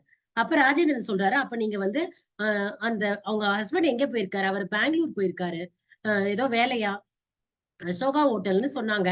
சரி அப்படியா, அந்த ஹோட்டலுக்கு போன் பண்ணுங்க, நம்பரை கண்டுபிடிங்க வசந்த்னோட. ஆமா வசந்த், நீ நம்பரை கண்டுபிடி, வெளியே போய் நில்லு அப்படின்றாங்க. இவர் வந்து நம்ம சமயக்கார்ட்ட சொல்லி அவரை, இவர் சொல்றாரு, இந்த மாதிரி நான் கிச்சன்ல வந்து இந்த இதை எடுத்தேன், நியூஸ் பேப்பர், இதுல பாருங்க அந்த வார்த்தைகள் கட்டா இருக்கு, ஒரு ரேட்ஸ் புக்கும் இருக்கு. அப்ப சமயக்காரன் பண்ணிருக்கலாம். சமயக்காரனை எங்க பார்த்தாலும் இந்த வீட்டு சமயக்காரன் பக்கத்துல இருந்தானா அவனை போய் அள்ளிட்டு வாங்கயா அப்படின்னு சொல்லி அந்த கான்ஸ்டபிள்கிட்ட சொல்லுது. சரின்னு சொல்லிட்டு அந்த கான்ஸ்டபிள் போயிடுறாரு. அதுக்கப்புறம் இவர் வந்து அசோகா ஹோட்டல் போன் நம்பரை கண்டுபிடிச்சிடுறாரு. கண்டுபிடிச்சு கொண்டாந்து கொடுக்குறாரு. இதான் அசோகா ஹோட்டல் போன் நம்பர் 7941. நீங்க போன் பண்றா, நான் போன் பண்றேன். சரின்னு சொல்லிட்டு இவர் போய் போன் பண்றாரு. போன் பண்ண உடனே அவங்க ஹஸ்பண்ட் கிட்ட சொல்றாரு, இந்த மாதிரி வந்து உங்க ஒய்ஃப் இறந்துட்டாங்க, நீங்க அழாதீங்க, உடனே கிளம்பி வாங்க, நாங்க இங்கதான் வெயிட் பண்ணுவோம், நீங்க கிளம்பி வந்ததுக்கு அப்புறம் தான் நான் போவேன், கார்ல வரீங்களா? சரி 2:30 மணிக்குள்ள வந்துருங்க, நாங்க வந்து போஸ்ட்மார்ட்டம் கொடுக்குறோம், வந்து பாடியை கலெக்ட் பண்ணிக்கணும். அவர் பயங்கரமா அழுகுறாரு. அதுக்கப்புறம் என்ன ஆகுது, அவர் பயங்கரமா அழுகுறாரு அப்படின்னு சொல்லிட்டு இவர் போனை வச்சுட்டு, சரி கணேஷ் நீங்க கிளம்புங்க, நாங்க பாத்துக்கிறோம், இது என்னோட வேலை, நான் பாக்குறேன், நீங்க போங்க, ஏன் தூக்கத்தை விட்டுட்டு. இல்ல இல்ல என்னால போக முடியாது, இங்க இருந்து நான் இங்கே இருக்கேன், எனக்கு சமயக்காரனையும் பார்க்கணும், ஹஸ்பண்டையும் பார்க்கணும். உடனே இவர் கேக்குறாரு எதுக்கு அப்படிங்கிறாரு. இல்ல இல்ல சும்மா தான் பார்க்கணும், எந்த ரீசனும் கிடையாது, கொஞ்சம் வந்து நான் வெயிட் பண்றேன், எப்படி வீட்டுக்கு போனாலும் நான் தூங்க மாட்டேன், என்னால தாங்கவே முடியலன்னு. சரி ஒரு காஃபி குடிக்கலாமா, சரி குடிக்கலாம்னு அவங்க காஃபி குடிக்கிறாங்க. அதுக்கப்புறம் கொஞ்ச நேரம் ஆகுது, அந்த சமயக்காரனை புடிச்சு கூட்டியாந்துடுறாங்க. சமயக்காரன்ட்ட போலீஸ் கேக்குறாரு, இந்த பேப்பர் எப்படி, என்ன உங்க இங்க இங்கிலீஷ் பேப்பர்ல வாங்குறாங்க, நான் பார்த்து இங்கிலீஷ் பேப்பரா கிடக்கு, அப்புறம் இது எப்படி அப்படின்னோடனே, இல்ல இல்ல இந்த மாதிரி வந்து இந்த பேப்பர் வந்து நான் குப்பைத்தொட்டில இருந்து எடுத்தேன், மாவு சலிக்கலான்னு எடுத்து வச்சுக்கிட்டேன் அப்படின்னோடனே, நீ தானே இதெல்லாம் கட் பண்ணணும்னு, எனக்கு தமிழே தெரியாதுங்க, படிக்க தெரிஞ்சுதான் நான் ஏங்க இந்த வேலைக்கு வரேன் அப்படின்னு சொல்றாரு. ரேஸுக்கு போவியா? ஆமா ரேஸுக்கு போவேன் அப்படிங்கிறாரு அவரு. அப்ப இவர் சொல்றாரு, எந்த ஒரு நிமிஷம் சார் அப்படின்ட்டு, நான் விசாரிக்கவானா, விசாரிங்க கணேஷ் அப்படிங்கிறாரு ராஜேந்திரன். ஒரு பேப்பர்ல உங்க பேர் என்னன்னு அவர் ராமலிங்கங்கிறார், கையெழுத்து போடுங்க அப்படின்னோடனே அவர் தெலுங்குல போடுறாரு. ஓ நீங்க தெலுங்கு? ஆமா நாங்க தெலுங்குங்க.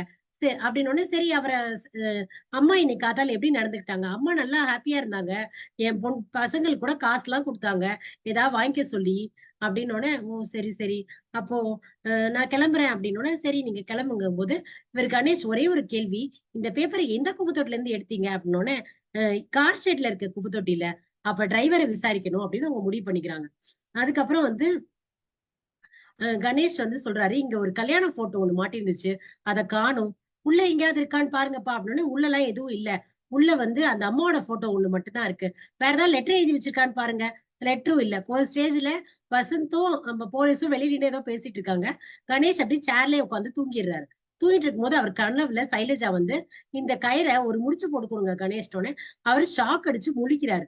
அவருக்கு ஒண்ணும் புரியல. திடீர்னு பிரபாகரன் வந்து நிக்கிறாரு.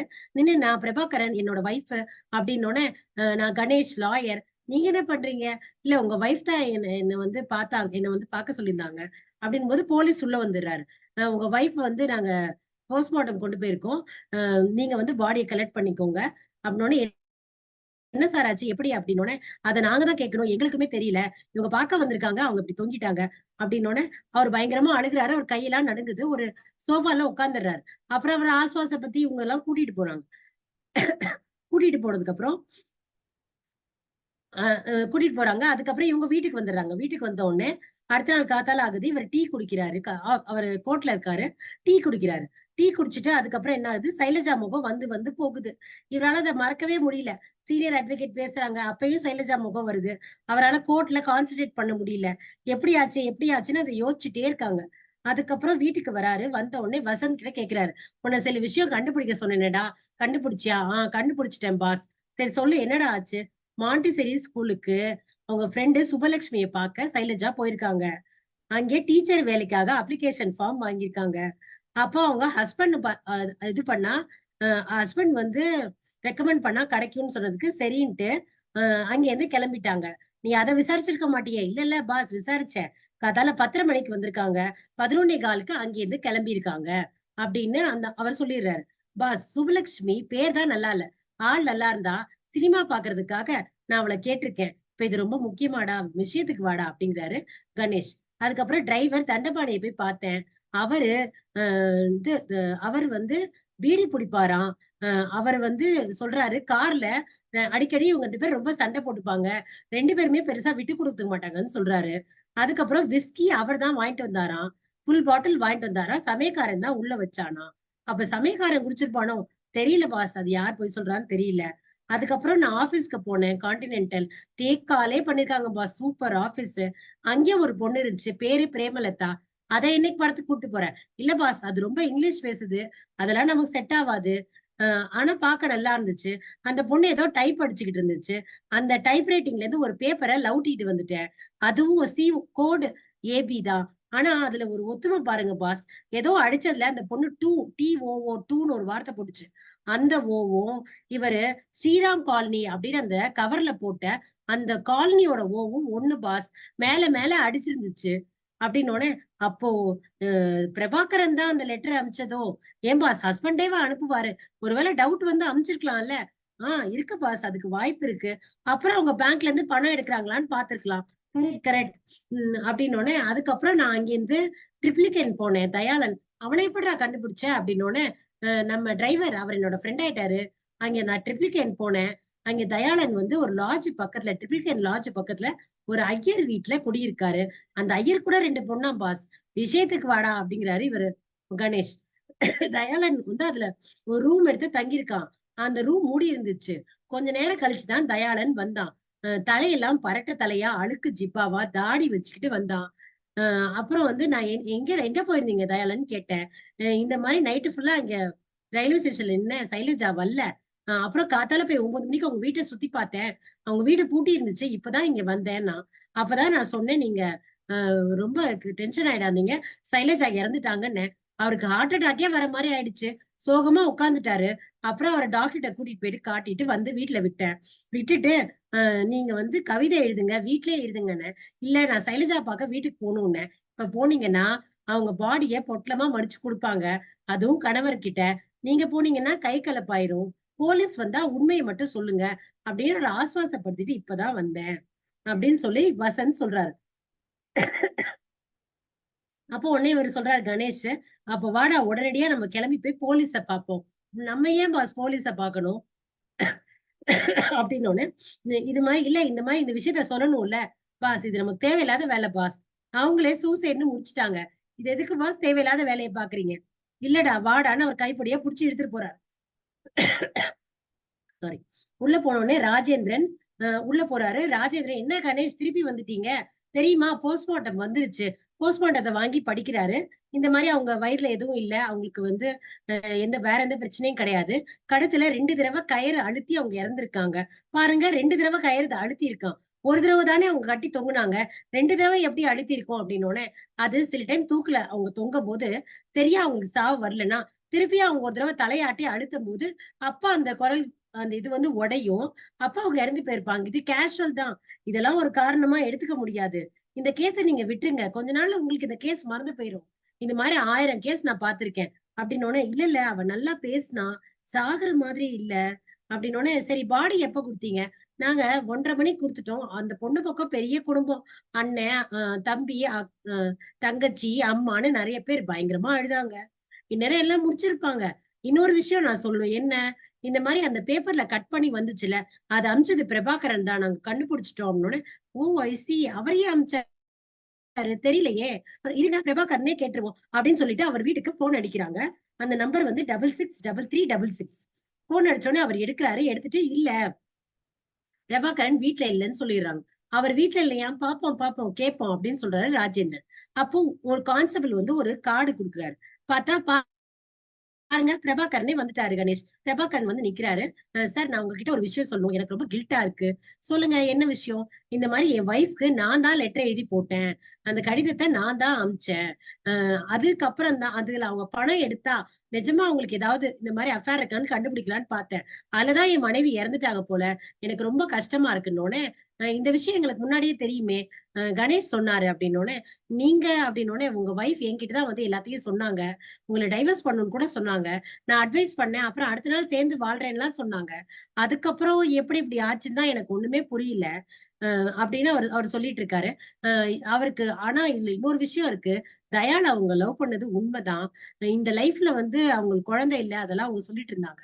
என்ன பத்தி என்ன சொன்னாங்க? எதுக்கு அதை விடுங்களேன். இல்ல சொல்லுங்களேன். உங்களை பத்தி ஒண்ணும் நல்லா சொல்லல. ஆனா உங்களை பத்தி அவங்க ஒண்ணுமே சொல்லல. ஆனா கெட்டதாவும் சொல்லல அப்படிங்கிறாரு கணேஷ். ஓகே நான் அப்ப கிளம்புறேன், இதை சொல்லிட்டு போலாம் தான் வந்தேன். ஓகே கணேஷ், இவர் பேரு mister mister Vasanth. Okay Vasanth, okay sir அப்படின்னு சொல்லிட்டு அவர் கிளம்பிடுறாரு. அவ்வளவுதான் கணேஷ், பிரச்சனை முடிஞ்சிச்சு.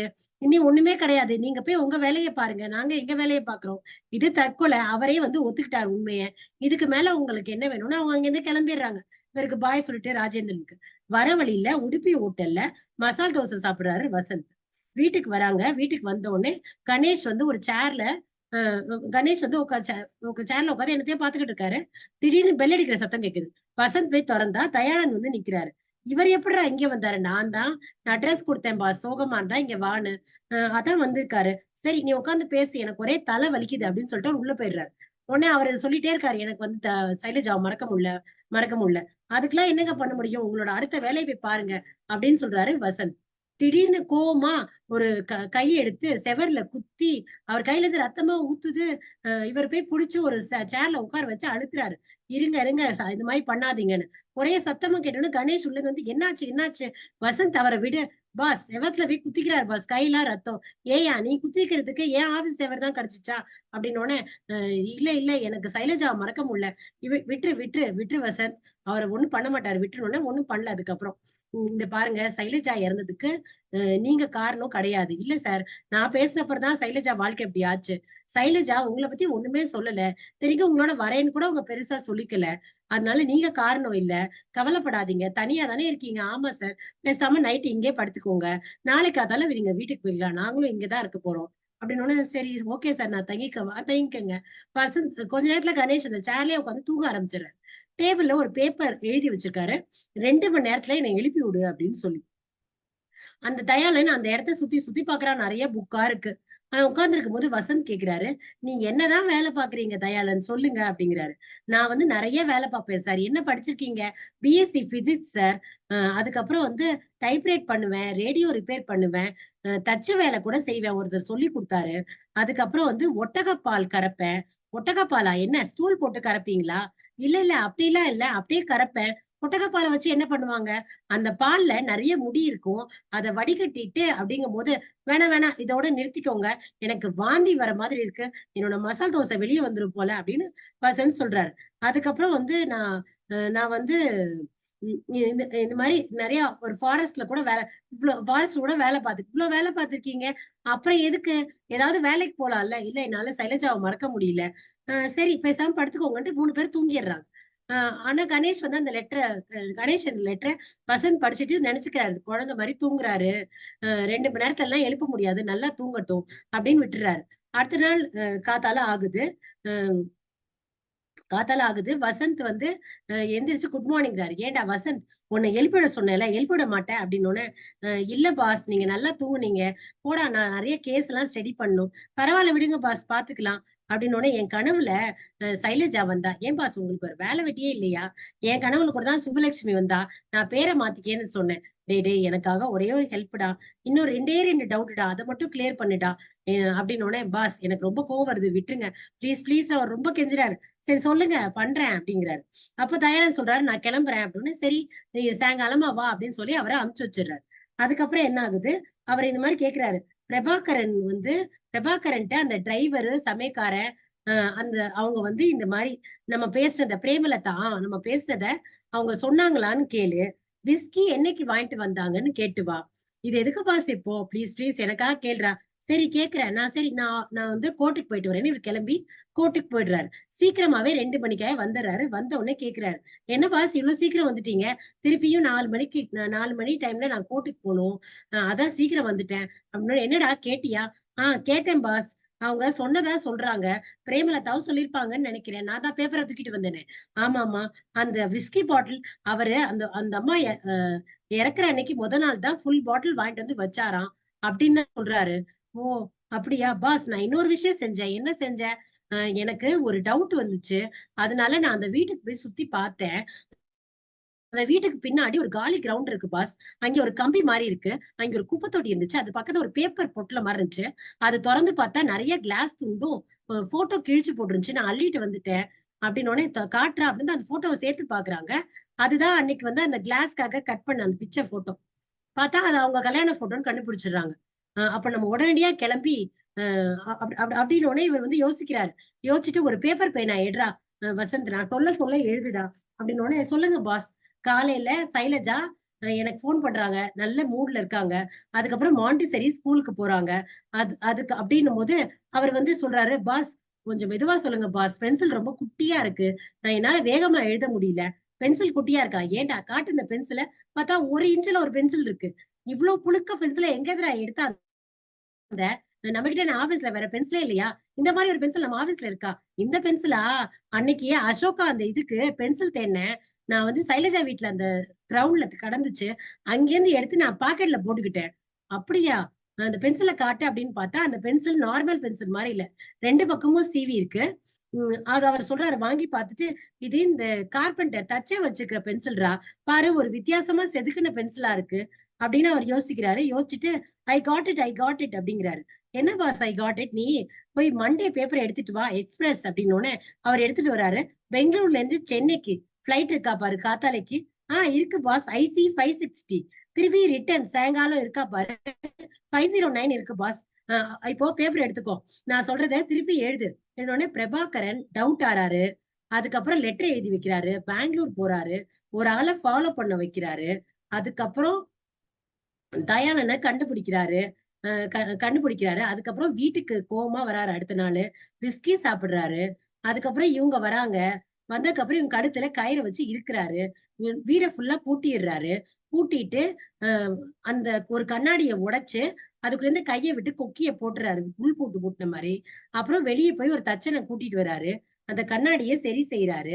அந்த கண்ணாடி என்ன கண்ணாடி, அந்த கல்யாண ஆல் இந்த மாட்டின ஃப்ரேம் கண்ணாடி. அந்த போட்டோ எல்லாத்தையும் வெளியே இருக்க குப்பையில போட்டு வைக்கிறாரு. அதுக்கப்புறம் திருப்பியும் அந்த தச்சன் போயிருனா இவர் அதே மாதிரி அதே பின் வழியா வந்து பிளைட் பிடிச்சு பெங்களூர் வந்து ஹோட்டல் அசோகா போயிடுறாரு. படிச்சு பாருடா அப்படின்னு எப்படி பாஸ் அப்படின்னு படிச்சு பாரு எல்லாம் சரியா வரும். அவனும் படிச்சு பார்த்துட்டு எல்லாம் சரியா இருக்கு பாஸ் அப்படின்னு எழுதி அதை டேபிள் மேல அந்த பேப்பரை வச்சுட்டு இவங்க 2 பேரும் கிளம்பி சாயங்காலம் நம்ம வந்து பிரபாகரன் வீட்டுல போய் பார்க்கலாம் அந்த இடத்துல இருக்கான்னு அப்படின்னு முடிவு பண்ணிட்டு அவங்க 2 பேரும் கோர்ட்டுக்கு போயிடுறாங்க. 3 மணிக்கா தயாளன் வராரு. வந்த உடனே கிளர்க்கு கிட்ட இவங்க சொல்லிட்டு போறாங்க அவன் வந்தா உட்கார வைன்னு. தயாளன்னா உட்கார வைங்கன்னு கிளர்க் வந்து சொல்றாரு இங்க உட்காந்துருங்க. அவன் எல்லாம் புக்கெல்லாம் சுத்தி சுத்தி பாக்குறான். டேபிள்ல ஒரு பேப்பர் இருக்கு, அவன் எடுத்து அதை ஃபுல்லா படிச்சிடுறான் தயாளன். படிச்ச உடனே கணேஷும் வசந்தும் 7 மணிக்கு பிரபாகரன் வீட்டுக்கு போறாங்க. போயிட்டு இந்த மாதிரி வந்து அதே மாதிரி கதவு லைட்டா திறந்துருக்கு, இருட்டா இருக்கு. திறக்கிறாங்க, செவரை தேய்ச்சி லைட்டு போடுறாங்க. லைட்டு போட்டு பிரபாகரன் கூப்பிடுறாங்க, ஒரு சத்தத்தையும் காணும். அதே மாதிரி பெட்ரூம்ல போய் செக் பண்ணலான்னு பெட்ரூம் கிட்ட போறாங்க. பெட்ரூம் லாக் ஆயிருக்கு. சுவிட்ச போடுறாங்க, அந்த வெளியில இருந்த சுவிட்ச.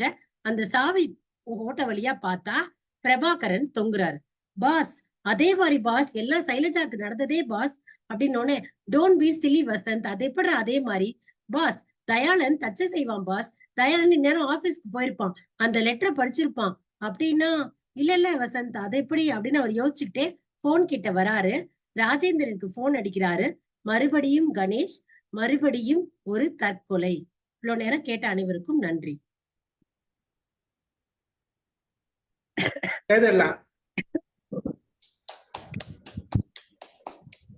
மறுபடியும் நல்ல நல்ல கதை சொல்றீங்க, ரொம்ப அருமையா சொல்றீங்க. அதுவும் கிரைம் ஸ்டோரியில வசந்த் கணேஷ் மாதிரி சேவா வந்து ஒரு பார்ட் ஆயிடுச்சு. நல்லாவே அந்த வந்து பிரசன்டேஷன் வந்து வருது, அந்த ஃப்ளோ வந்துச்சு. 1 மணி நேரம் கதையே நீங்க இவ்வளவு குயிக்கா கடன்னு சொல்லி முடிச்சிட்டீங்க. வருது வந்துட்டே இருக்குது. நல்ல இன்ட்ரெஸ்டிங். ஆக்சுவலா நான் இன்னும் போகும் போல இவரும் இன்னொரு தற்கொலையை கண்டுபிடிக்கிறதுக்கு மக்கள் வருவாங்களோ அப்படின்ற ஒரு பக்கம்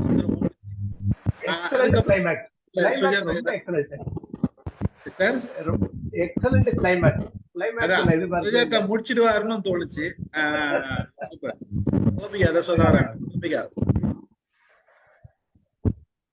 இல்ல சார், நான் எக்ஸலென்ட் நரேஷன் சொன்னேன், ரொம்ப நல்லா இருந்தது. நான் ஃபர்ஸ்ட் டைம் லைவா கேட்டேன். ஃபர்ஸ்ட் டைம் நான் லைவா கேக்குறேன், மிச்சபடி I have followed her recording. ரொம்ப நல்லா இருந்தது. அடுத்த கொலை இல்லாட்டி அது சுஜாதா கதையா இருந்திருக்காது. That is what it is. Thank you. Super. Very nice. ரொம்ப எனக்கு very inspired. Super. Right. Okay. Thank you very much. Priya madam. சூப்பரா இருந்ததுங்க சார். சேவா வந்து நல்ல கதை சொல்லியா ரெடி ஆயிட்டாங்க. அதுலயும் சுஜாதா கதைக்கு எக்ஸ்பர்ட் ஆயிட்டாங்க. ஜெயகாந்தினி மாதிரி சுஜாதினின்னு சொல்லிட்டு ஒரு பட்டம் கொடுத்துடலாம்னு நினைக்கிறேன். அந்த அளவுக்கு இந்த கதைகள்லாம் கல்லூரி காலங்கள்ல நான் படிச்சது. இப்ப வந்து அதை கேட்கும் போது அதை நினைவு வருது. எவ்வளவு அழகா அதை வந்து முக்கியமான பாயிண்ட் எல்லாம் கொஞ்சம் கூட விடாம கதையை வந்து ரொம்ப சிறப்பா சொன்னீங்க சேவா. வாழ்த்துக்கள், ரொம்ப நல்லா இருந்தது. என்ஜாய். Really enjoyed. சிவகணி பேசுறீங்களா?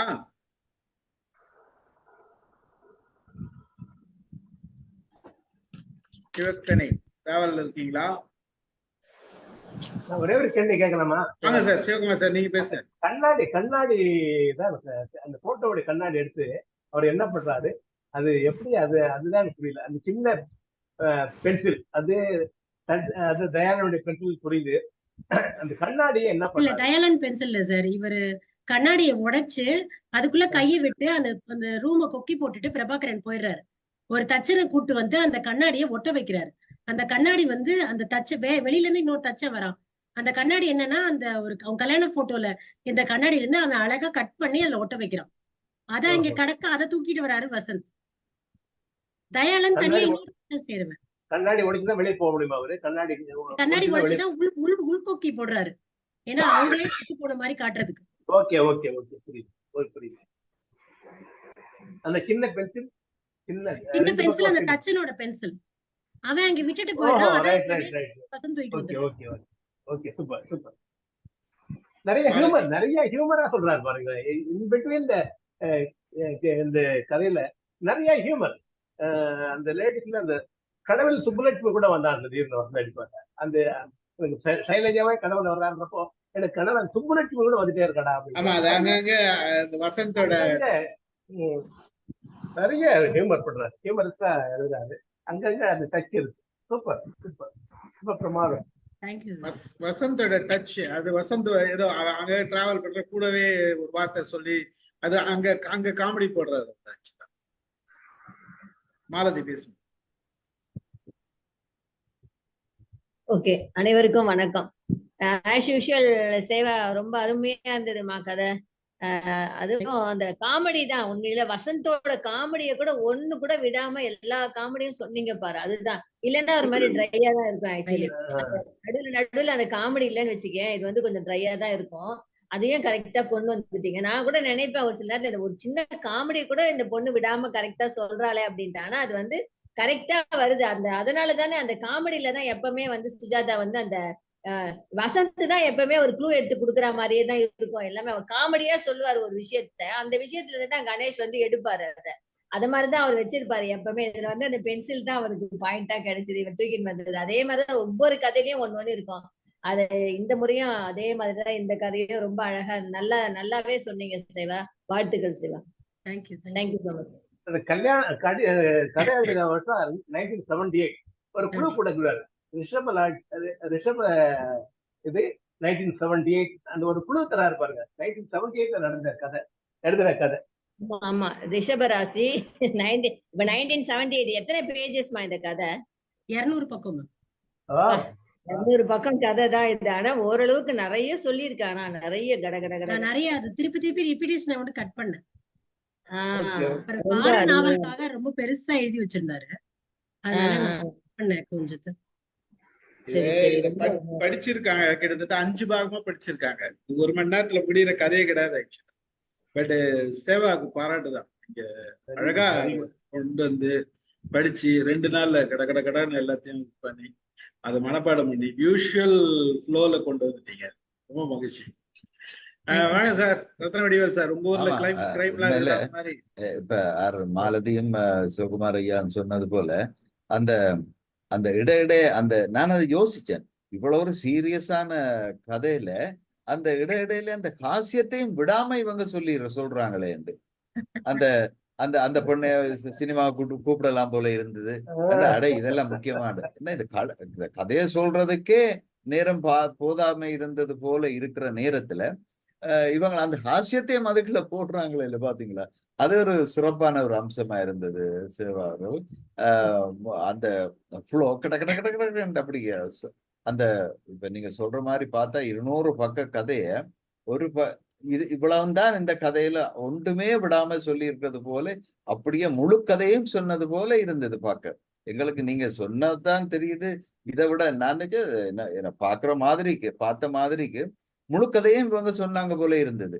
ஆனா பார்த்தா 200 கதையில இதை சுருக்கி இவ்வளவு சிறப்பாக சுருக்கி சொல்லியிருக்கீங்களே, அது ஒரு அற்புதமான எக்ஸலண்ட் ஒரு த்ரில்லிங்கான ஸ்டோரியா இருந்துச்சு. அடுத்தது என்ன எங்கேயோ முடிய போகுது. நான் நினைச்சேன் முதல்ல அவளோட ஓடி போடுறான், அதோடய முடிய போதோன்னு யோசிச்சேன். அதோட போதாண்டு அப்படி பல கட்டங்கள்ல முடிகிறது மாதிரி இருந்து பேருந்து உயிர் தெழுது. அந்த கதை ஒரு வித்தியாசமான கதை.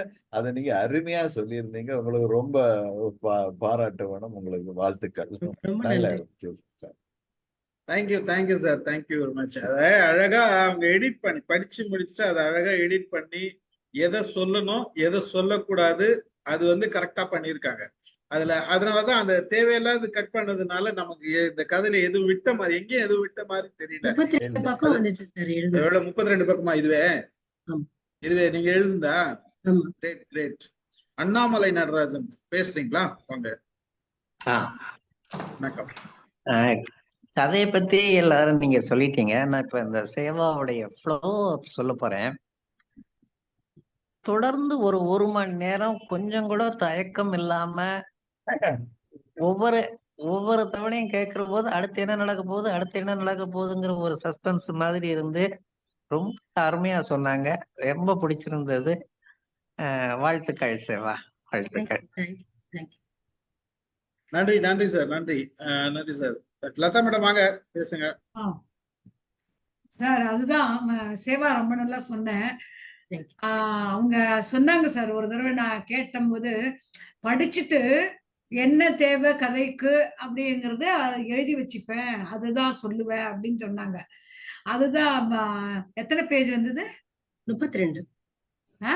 32 இல்ல அவங்க எழுதுது மொத்தம் 200 பக்கம் சொல்றேன். 32 பேஜஸ்னாலும் அந்த கதை வந்து கதைய வந்து கிளியரா சொல்லணும். அதுக்கு தகுந்த மாதிரி தானே எழுத முடியும். அது அவ்வளவு நல்லா 4 தடவை படிச்சிருக்கீங்களா? இல்ல மேம், ஆக்சுவலா நான் முந்தா நாள் வேற கதை ரெடி பண்ணேன். அது சரியா வரல, எங்க அப்பா வேணாட்டாங்க. நேத்து ஒரே நாள்ல இதை உட்காந்து படிச்சு ரெடி பண்ண கதை. ஓ பரவாயில்ல. நைட்டு 1 மணிக்கு முடிச்சேன். சொல்ல வேண்டிய கதையே வேற கதை. என்கிட்ட சொன்னது கூட வேறதான் சொன்னீங்கல்ல. அது எங்க அப்பா வேணாட்டாங்க, அது நல்லா இல்லட்டாங்க. ஓ அதனால அது கதையே இல்ல அதுல. ஆக்சுவலா கதை எனக்கு ஏதோ பிடிச்சிருந்துச்சு. எங்க அப்பா வந்து இல்லப்பா இதுல கதையே வரமாட்டேங்குதுப்பா, இது வேண்டாம்ப்பா அப்படின்ட்டாங்க. அப்புறம் அர்ஜென்ட்டா ரெடி பண்ணதுதான் இது. ஒரு நாள்லயா? ஒரே நாள் கூட கிடையாது, 1.5 நாள். ஆக்சுவலா ஒரு நாள் தான், ஒரு நாள்ல ரெடி பண்ணதுதான். இல்ல இந்த 32 பக்கம் நீங்க எழுதி வச்சிருக்கீங்கன்னா கையாலேயே எழுதுனீங்களா? கையாலேயே எழுதுவாங்க. நைட்டு 1 மணிக்கு முடிச்சுட்டாங்க. நான் கூட சார் எழுதி வச்சுப்பேன் கையால. என்ன பேசணுமோ அதை எழுதி வச்சுப்பேன். ஏன்னா கையில எழுதினோம்னா அது மைண்ட்ல நிக்கும். அதுக்குதான் அவங்கதான் அப்படி பண்றாங்க. நல்லா சொன்ன சேவா. ஃபர்ஸ்ட் ஒரு ஸ்டோரிக்கு வந்தேன், இப்பதான் வந்திருக்கேன். நல்லா இருந்தது. எப்படி வந்துடணும் அப்படின்னு பிளான் பண்ணி வந்தேன். இது கூட அந்த லாஸ்ட் எண்டு அந்த இது நான் கவனிக்க முடியல. நான் ஏதோ கதவு திறந்து போக வேண்டியதா. அது ஒரு தடவை சொல்லுங்க. மறுபடியும் அதான் அந்த ராஜேந்திரனுக்கு அவர் போன் பண்றாரு கணேஷ். பண்ணி மறுபடியும் கணேஷ் மறுபடியும் தற்கொலை அப்படின்னு முடிச்சிடறாரு. அது ஆக்சுவலா கொலைதான், தயாளன் தான் பண்ணிருப்பாரு. ஆனா இவர் தற்கொலை முடிச்சிருப்பாரு. அது ஒண்ணும் இல்லப்பா லதா, அவரு தயாளன் போய் அவர் கொண்டுட்டான், பிரபாகரனை கொண்டுட்டான். அதுதான். ஓஹோ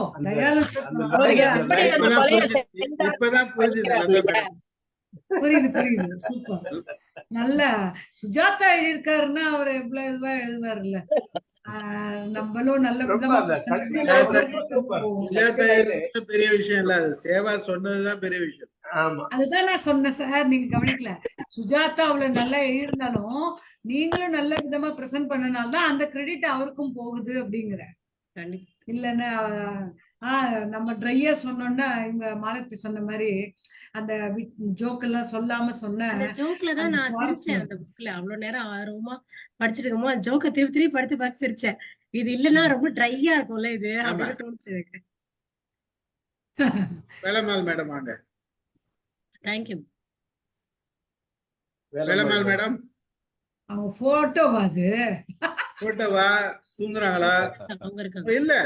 இல்ல அவங்களுக்கு இதுல ஏதோ ப்ராப்ளம் இருக்காங்க. அவங்க ஏதோ மெடிடேஷன்ல இருக்கிற மாதிரி இருக்காங்க. வணக்கம். இல்ல அவங்களோட இந்த நெட்வொர்க்ல நெட்வொர்க் வெளியில இருந்து வந்தேன், வெளிய போயிருந்தேன், அது வந்துட்டு அப்படியே உட்கார்ந்துருந்தேன். சரிங்க. சேவா எப்பவுமே நல்லா அழகா கதை சொல்லுவீங்க. இன்னைக்கும் ரொம்ப சிறப்பா ரொம்ப சிறப்பா நீங்க கதை சொல்லிருக்கீங்க சிவா.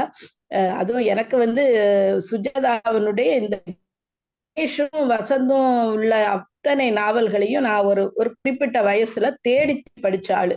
ரொம்ப பிடிக்கும் எனக்கு. ரொம்ப ஒரு மாதிரி சின்ன வயசுலதான் எனக்கு இந்த கொஞ்சம் இந்த மர்ம நாவல்கள் படிக்கிறதுக்கு ரொம்ப பிடிக்கும். அது சரித்திர நாவல், மர்ம நாவல் ரெண்டுமே படிப்பேன், தேடி தேடி படிப்பேன். அப்போ நாங்க அந்த படிக்கக்கூடிய நான் தமிழ் எம்ஏ படிக்கும்போது இதழியல் எம்ஏ முடிச்சுட்டு அப்புறம் தமிழ் எம்ஏ படிக்கும்போது எங்களுக்கு ஒரு குரூப் ஸ்டடி மாதிரி பண்ணுவோம். அப்ப எல்லாரும் அப்பெல்லாம் இப்ப முடியாது 60 நாவல்கள் நாங்க படிக்கணும். எங்க பாடத்திட்டத்திலேயே 60 நாவல்கள் உண்டு. 60ல எல்லாமே இருக்கும், நாவல்கள் இருக்கும், சரித்திர வகைகளாக இருக்கும். அப்ப எல்லாரும் என்ன பண்ணுவாங்கன்னா ஏன் தலையில சுமத்திடுவாங்க, நீங்க நாவல் படிச்சு டிஸ்கஸ் பண்ணணும்னு. அப்படிதான் வந்து எனக்கு இந்த நாவல் படிக்கிற விருப்பம் வந்தது. நிறைய படிச்சிருக்கேன். அதுலயும் சுஜாதா தேடி தேடி அந்த எங்களுக்கு ஒரு நாவல் இருந்தது, அந்த பேர் இப்ப மறந்துட்டேனா. அந்த நாவலை படிச்ச பிறகுதான் எனக்கு தொடர்ந்து சுஜாதாவுடைய நாவல்களை படிக்கக்கூடிய ஒரு ஆர்வம். அதுல இன்னைக்கு நீங்க மறுபடியும் கணேஷ் அந்த சைலஜா கதை கூட நான் படிச்ச கதை தான். ஆனா ரொம்ப அது எவ்வளவு அழகா அந்த ஒவ்வொரு ட்விஸ்டையும் கொண்டு போவார். அதுதான் வந்து சுஜாதாவுடைய மிகப்பெரிய சிறப்பு. அந்த சிறப்பை நீங்க அப்படியே ஃபாலோ பண்ணீங்க. அழகா மாலதி மேடம் சொன்னது மாதிரி அழகா அதை வந்து எந்த இடத்துல அந்த இதை சொல்லணுமோ சொல்லி சுஜாதா நாவல்கள்ல மிகச்சிறப்பு வந்து அந்த சீரியஸா போயிட்டு இருக்கும்போது வசந்த் வந்து ஜோக் பண்ணும். அது நமக்கு ரொம்ப ஒரு சுவாரஸ்யமா இருக்கும். அந்த சுவாரஸ்யத்தை உங்க பேச்சு மூலமாகவும் இன்னைக்கு எங்களுக்கு கொடுத்துருக்கீங்க. உண்மையிலே நம்ம ஐயா வினைத்தீர்த்தன் ஐயா பேசும்போது கூட சும்மா கேஷுவலா நம்ம பேசும்போது ஒரு வார்த்தை சொன்னாரு, சுஜாதாவை இன்னைக்கு இருக்கக்கூடிய அந்த சோசியல் மீடியால நிறைய பேசப்படலைன்னு. ஆனா எங்களுடைய வயதுல வந்து நாங்க நாவல் படிக்கக்கூடிய காலத்துல நிறைய எங்க மனதுல இடம் பெற்றிருந்தது சுஜாதா என்பதை மறுக்க முடியாது. இன்னைக்கு வந்து இது மாதிரி இனி சேவா மாதிரி ஆட்கள் நிறைய வெளியில கொண்டு வரும்போது நிச்சயமா அவருடைய நாவல்கள் நிறைய திரைப்படமா கூட வந்திருக்கு. இந்த ரஜினிகாந்த் நடிச்சிருப்பாரு அந்த படத்துல. அவர் ஒரு படம் சுஜாதா நாவல்ல இருந்து வந்த ஒரு படம் தான்.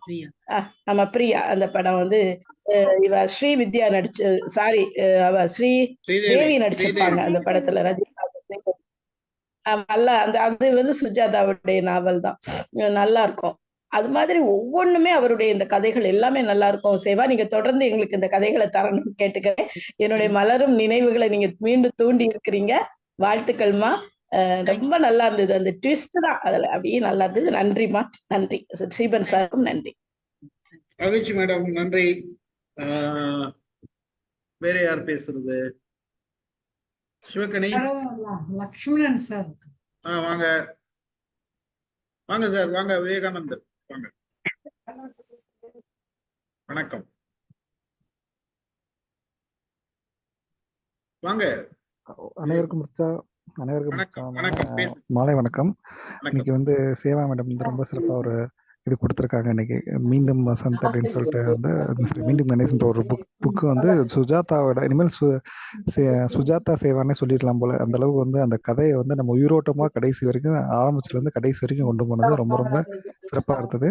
ஒரு நல்ல கதை சொல்லியா மாறிக்கிட்டே வர்றாங்க. இன்னும் வந்து அடுத்தடுத்த பரிணாமத்துக்கு அவங்க போகணுன்றது என்னோட வாழ்த்துக்கள். நன்றி சார், நன்றி. Thank you ma'am. மகிழ்ச்சி, நன்றி. தொடர்ந்து வாங்க எங்க தரத்துக்கு. வாங்க சார், வினோத் சார் வாங்க, பேசுங்க. மைக் ஆன் பண்ணாதான் கேட்கும் எனக்கு.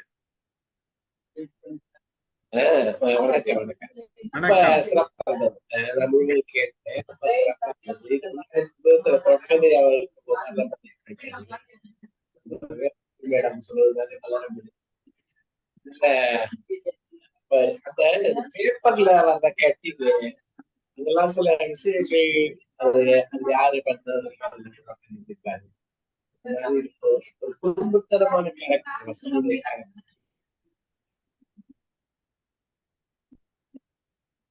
பேசிட்டீங்களா? முடிஞ்சிச்சா? சரியா கேட்கல. ரெண்டு குரல் கேக்குது. கேக்குது கேக்குது கூட இன்னொரு குரல்ல கேக்குது. ரொம்ப ரொம்ப சிறப்பா இருந்தது. வாழ்த்துறேன். நன்றி நன்றி நன்றி சார், நன்றி. முருகேசன் சார் பேசுறீங்களா? கதை கேட்டீங்களா? சார்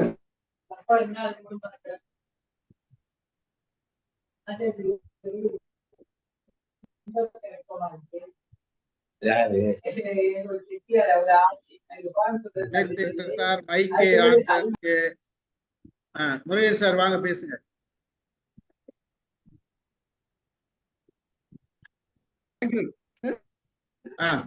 பேசுங்க.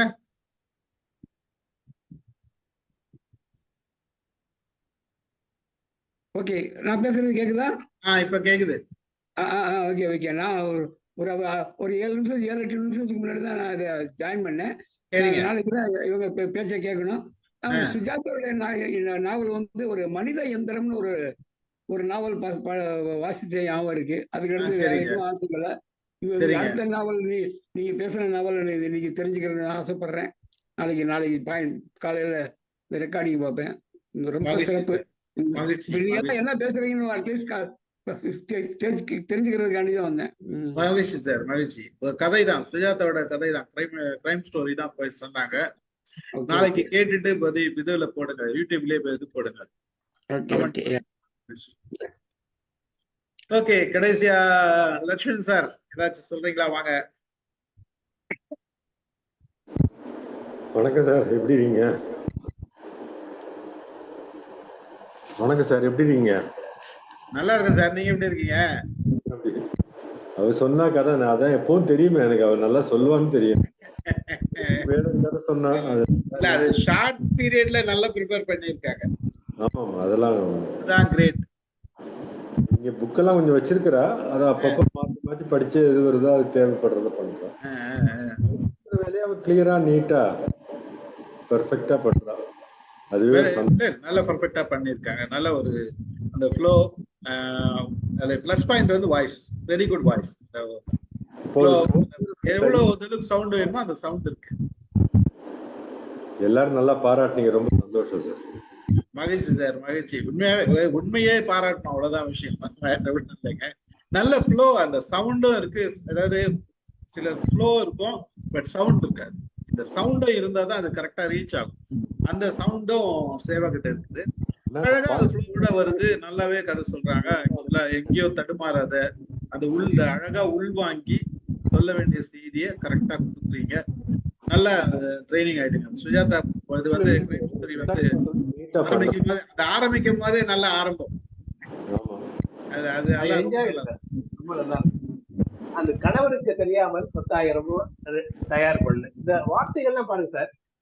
ஏதாவது கணவருக்கு தெரியாமல் இருக்க 10,000 ரூபாய் தயார் செய். வார்த்தைகள் கிறிஸ்பா எழுதுறாரு பாருங்க. சிம்பிளா இருக்கா, கிறிஸ்பா இருக்கும், ரீடிங்கா இருக்கும். அடுத்தது அந்த குக்கு மேல் சந்தேகம், பட் எனக்கு தமிழே தெரியாதுன்றான். அப்புறம் பேர் எழுதுறாருன்னா தெலுங்கு எழுதுறான், புரிஞ்சுக்கிறாங்க. அங்க ஒரு ரேஸ் புக் இருக்கு, தேவையில்லாம அவரை கனெக்ட் பண்றாரு பாருங்க. அப்புறம் டிரைவர் கனெக்ட் பண்றாருங்க. டிரைவர்ன்றது அவரு விஸ்கி பாட்டில் வாங்கிக்கிறது கனெக்ட் பண்றாரு. ஃபுல்லா கொள்ள கொடுத்தாரு, பார்த்தா பாதி இருக்கு. எப்படி எல்லாம் கனெக்ட் பண்ணி கொண்டு வந்து மறுபடியும் கணேஷ் பிரபாகரன் தொங்குகிறார் முடிச்சா பாருங்க. அங்கதான் கிளைமாக்ஸ். எனக்கு சர்ப்ரைசிங். அந்த பிரபாகரன் தொங்குகிறார் என்ற வார்த்தை கேட்டு ஐ வாஸ் ரியலி சர்ப்ரைஸ். பிடிச்சிருவாங்க நினைச்சேன், பிரபாகரன் பிடிச்சிருவாங்க நினைச்சேன். 2 அடி பிடிச்சிருவாங்க அப்படின்னு நினைச்சேன் நானு. அவங்க வாக்குமூலம் வாங்கிடுவாங்க நினைக்கிறாரு. பிரபாகரன் தொங்குகிறார் முடிக்கிறார் சார் கதையை. அட்டகாசமான நல்லா எழுதியிருக்காரு, நல்லா எழுதியிருக்காரு. ரியலி சூப்பர், நல்லா சொன்னீங்க. வாழ்த்துக்கள் சேவா, மகிழ்ச்சி. இன்னொரு கதை ரெடி பண்ணுங்க, அடுத்தது ரெடி ஆயிடுங்க. நல்ல கதையை ரெடி பண்ணுங்க. அதுல என்ன பியூட்டி, நான் ஒரு பெரிய கதை 5 பாகம் நான் பார்த்தேன் யூடியூப்ல. வந்து யாரோ படிச்சிருக்காங்க தெரியல, சொல்லியிருக்காங்க 5 பாகமா பிரிச்சு படிச்சிருக்காங்க. 5 பாகமா. இந்த 5 பாகம் பார்த்த உடனே நான் ஏதாச்சும் டிப்ஸ் கொடுக்கலான்றதுக்காக தேடினேன். அப்போ பார்த்தா 5 பாகம் இருந்தது. அந்த 5 பாகத்தை யோசித்தேன் நான். இந்த 5 பாகத்தை நம்ம இப்போ கேட்கணும்னா நாளைக்கு 2 நாள் ஆயிடும் நமக்கு. சரி, அது வேண்டாம், அந்த விளையாட்டுக்கு போக வேண்டாம். நம்ம சேவா எப்படி ப்ரிப்பேர் பண்ணியிருப்பாங்களோ தெரியல, பட் பண்ணிருந்துருப்பாங்க அப்படின்றது தெரிஞ்சிச்சு. நல்லாவே ப்ரிப்பேர் பண்ணிருந்தீங்க, அழகா பண்ணிருந்தீங்க. யூடியூப்ல கேட்கறவங்களுக்கு கூட அவ்வளவு கேட்கறத விட இது கரெக்டா அப்படி முடிஞ்சிடும், அந்த கடை முடிஞ்சிடும். நல்லா அருமையா சொன்னீங்க. நல்ல கதை, சுவாரஸ்யமாகவும் இருந்தது. அதுல எண்டு வந்து நல்ல ஒரு கன்க்ளூஷன். மகிழ்ச்சி. நன்றி சேவா. நீங்க எதனா சொல்லுங்க. லட்சுமண் சார் எதை சொல்ல வர்றாரு? சொல்லுங்க சார். இந்த துப்பறியும் கதையெல்லாம் 2வது பாகம் 3வது பாகம் சொல்ல முடியாது. சொன்னா அன்னையோட முடிக்கணும். ஆமா, கதையினுடைய சுவாரஸ்யம். மீதி கதைன்னா பாதியில் நிறுத்திட்டு திருப்பி அதனுடைய சின்ன ஒரு இது எடுத்துட்டு போலாம். அது முடிக்கிறதுக்கு இல்லைன்னா கஷ்டமாயிடும். அதுக்குள்ளே பல பேர் புக்கையும் வாங்கி படிச்சிருவாங்க. அடுத்த மாசம் வர்றதுக்கு வாங்கி படிச்சிருவாங்க. கரெக்ட் தான். இல்ல அது கரெக்ட் தான், நீங்க சொல்றது கரெக்ட் தான். இன்னொரு நாளைக்கு 2வது பாகம் வச்சோம்னா அது எல்லாம் வச்சு முடிச்சுவாங்க, இல்ல கேட்டு முடிச்சுவாங்க, எதனா நடந்து மறந்துருப்பாங்க. பல விஷயங்கள் மறந்துடுவாங்க எல்லாரும். கரெக்ட் தான். Good Seva, happy. ரொம்ப நன்றி. கலந்து கொண்ட அனைவருக்கும் நன்றி கூறுகிறேன். நல்ல கதை, அதாவது நல்ல ஃப்ளோ இருக்கு, நல்ல பிரசன்டேஷன்ஸ்க்கு வெரி குட். ஞாபக சக்தி இருக்கு, உங்க நல்ல உள்வாங்கி அழகா சொல்றீங்க. இன்ஸ்ட் வச்சுட்டு பாராட்டுக்கள். கலந்து கொண்ட அனைவருக்கும் நன்றி கூறி நிகழ்ச்சியை நிறைவு செய்யும். நன்றி. கலந்து கொண்ட அனைவருக்கும் நன்றி. தேங்க்யூ.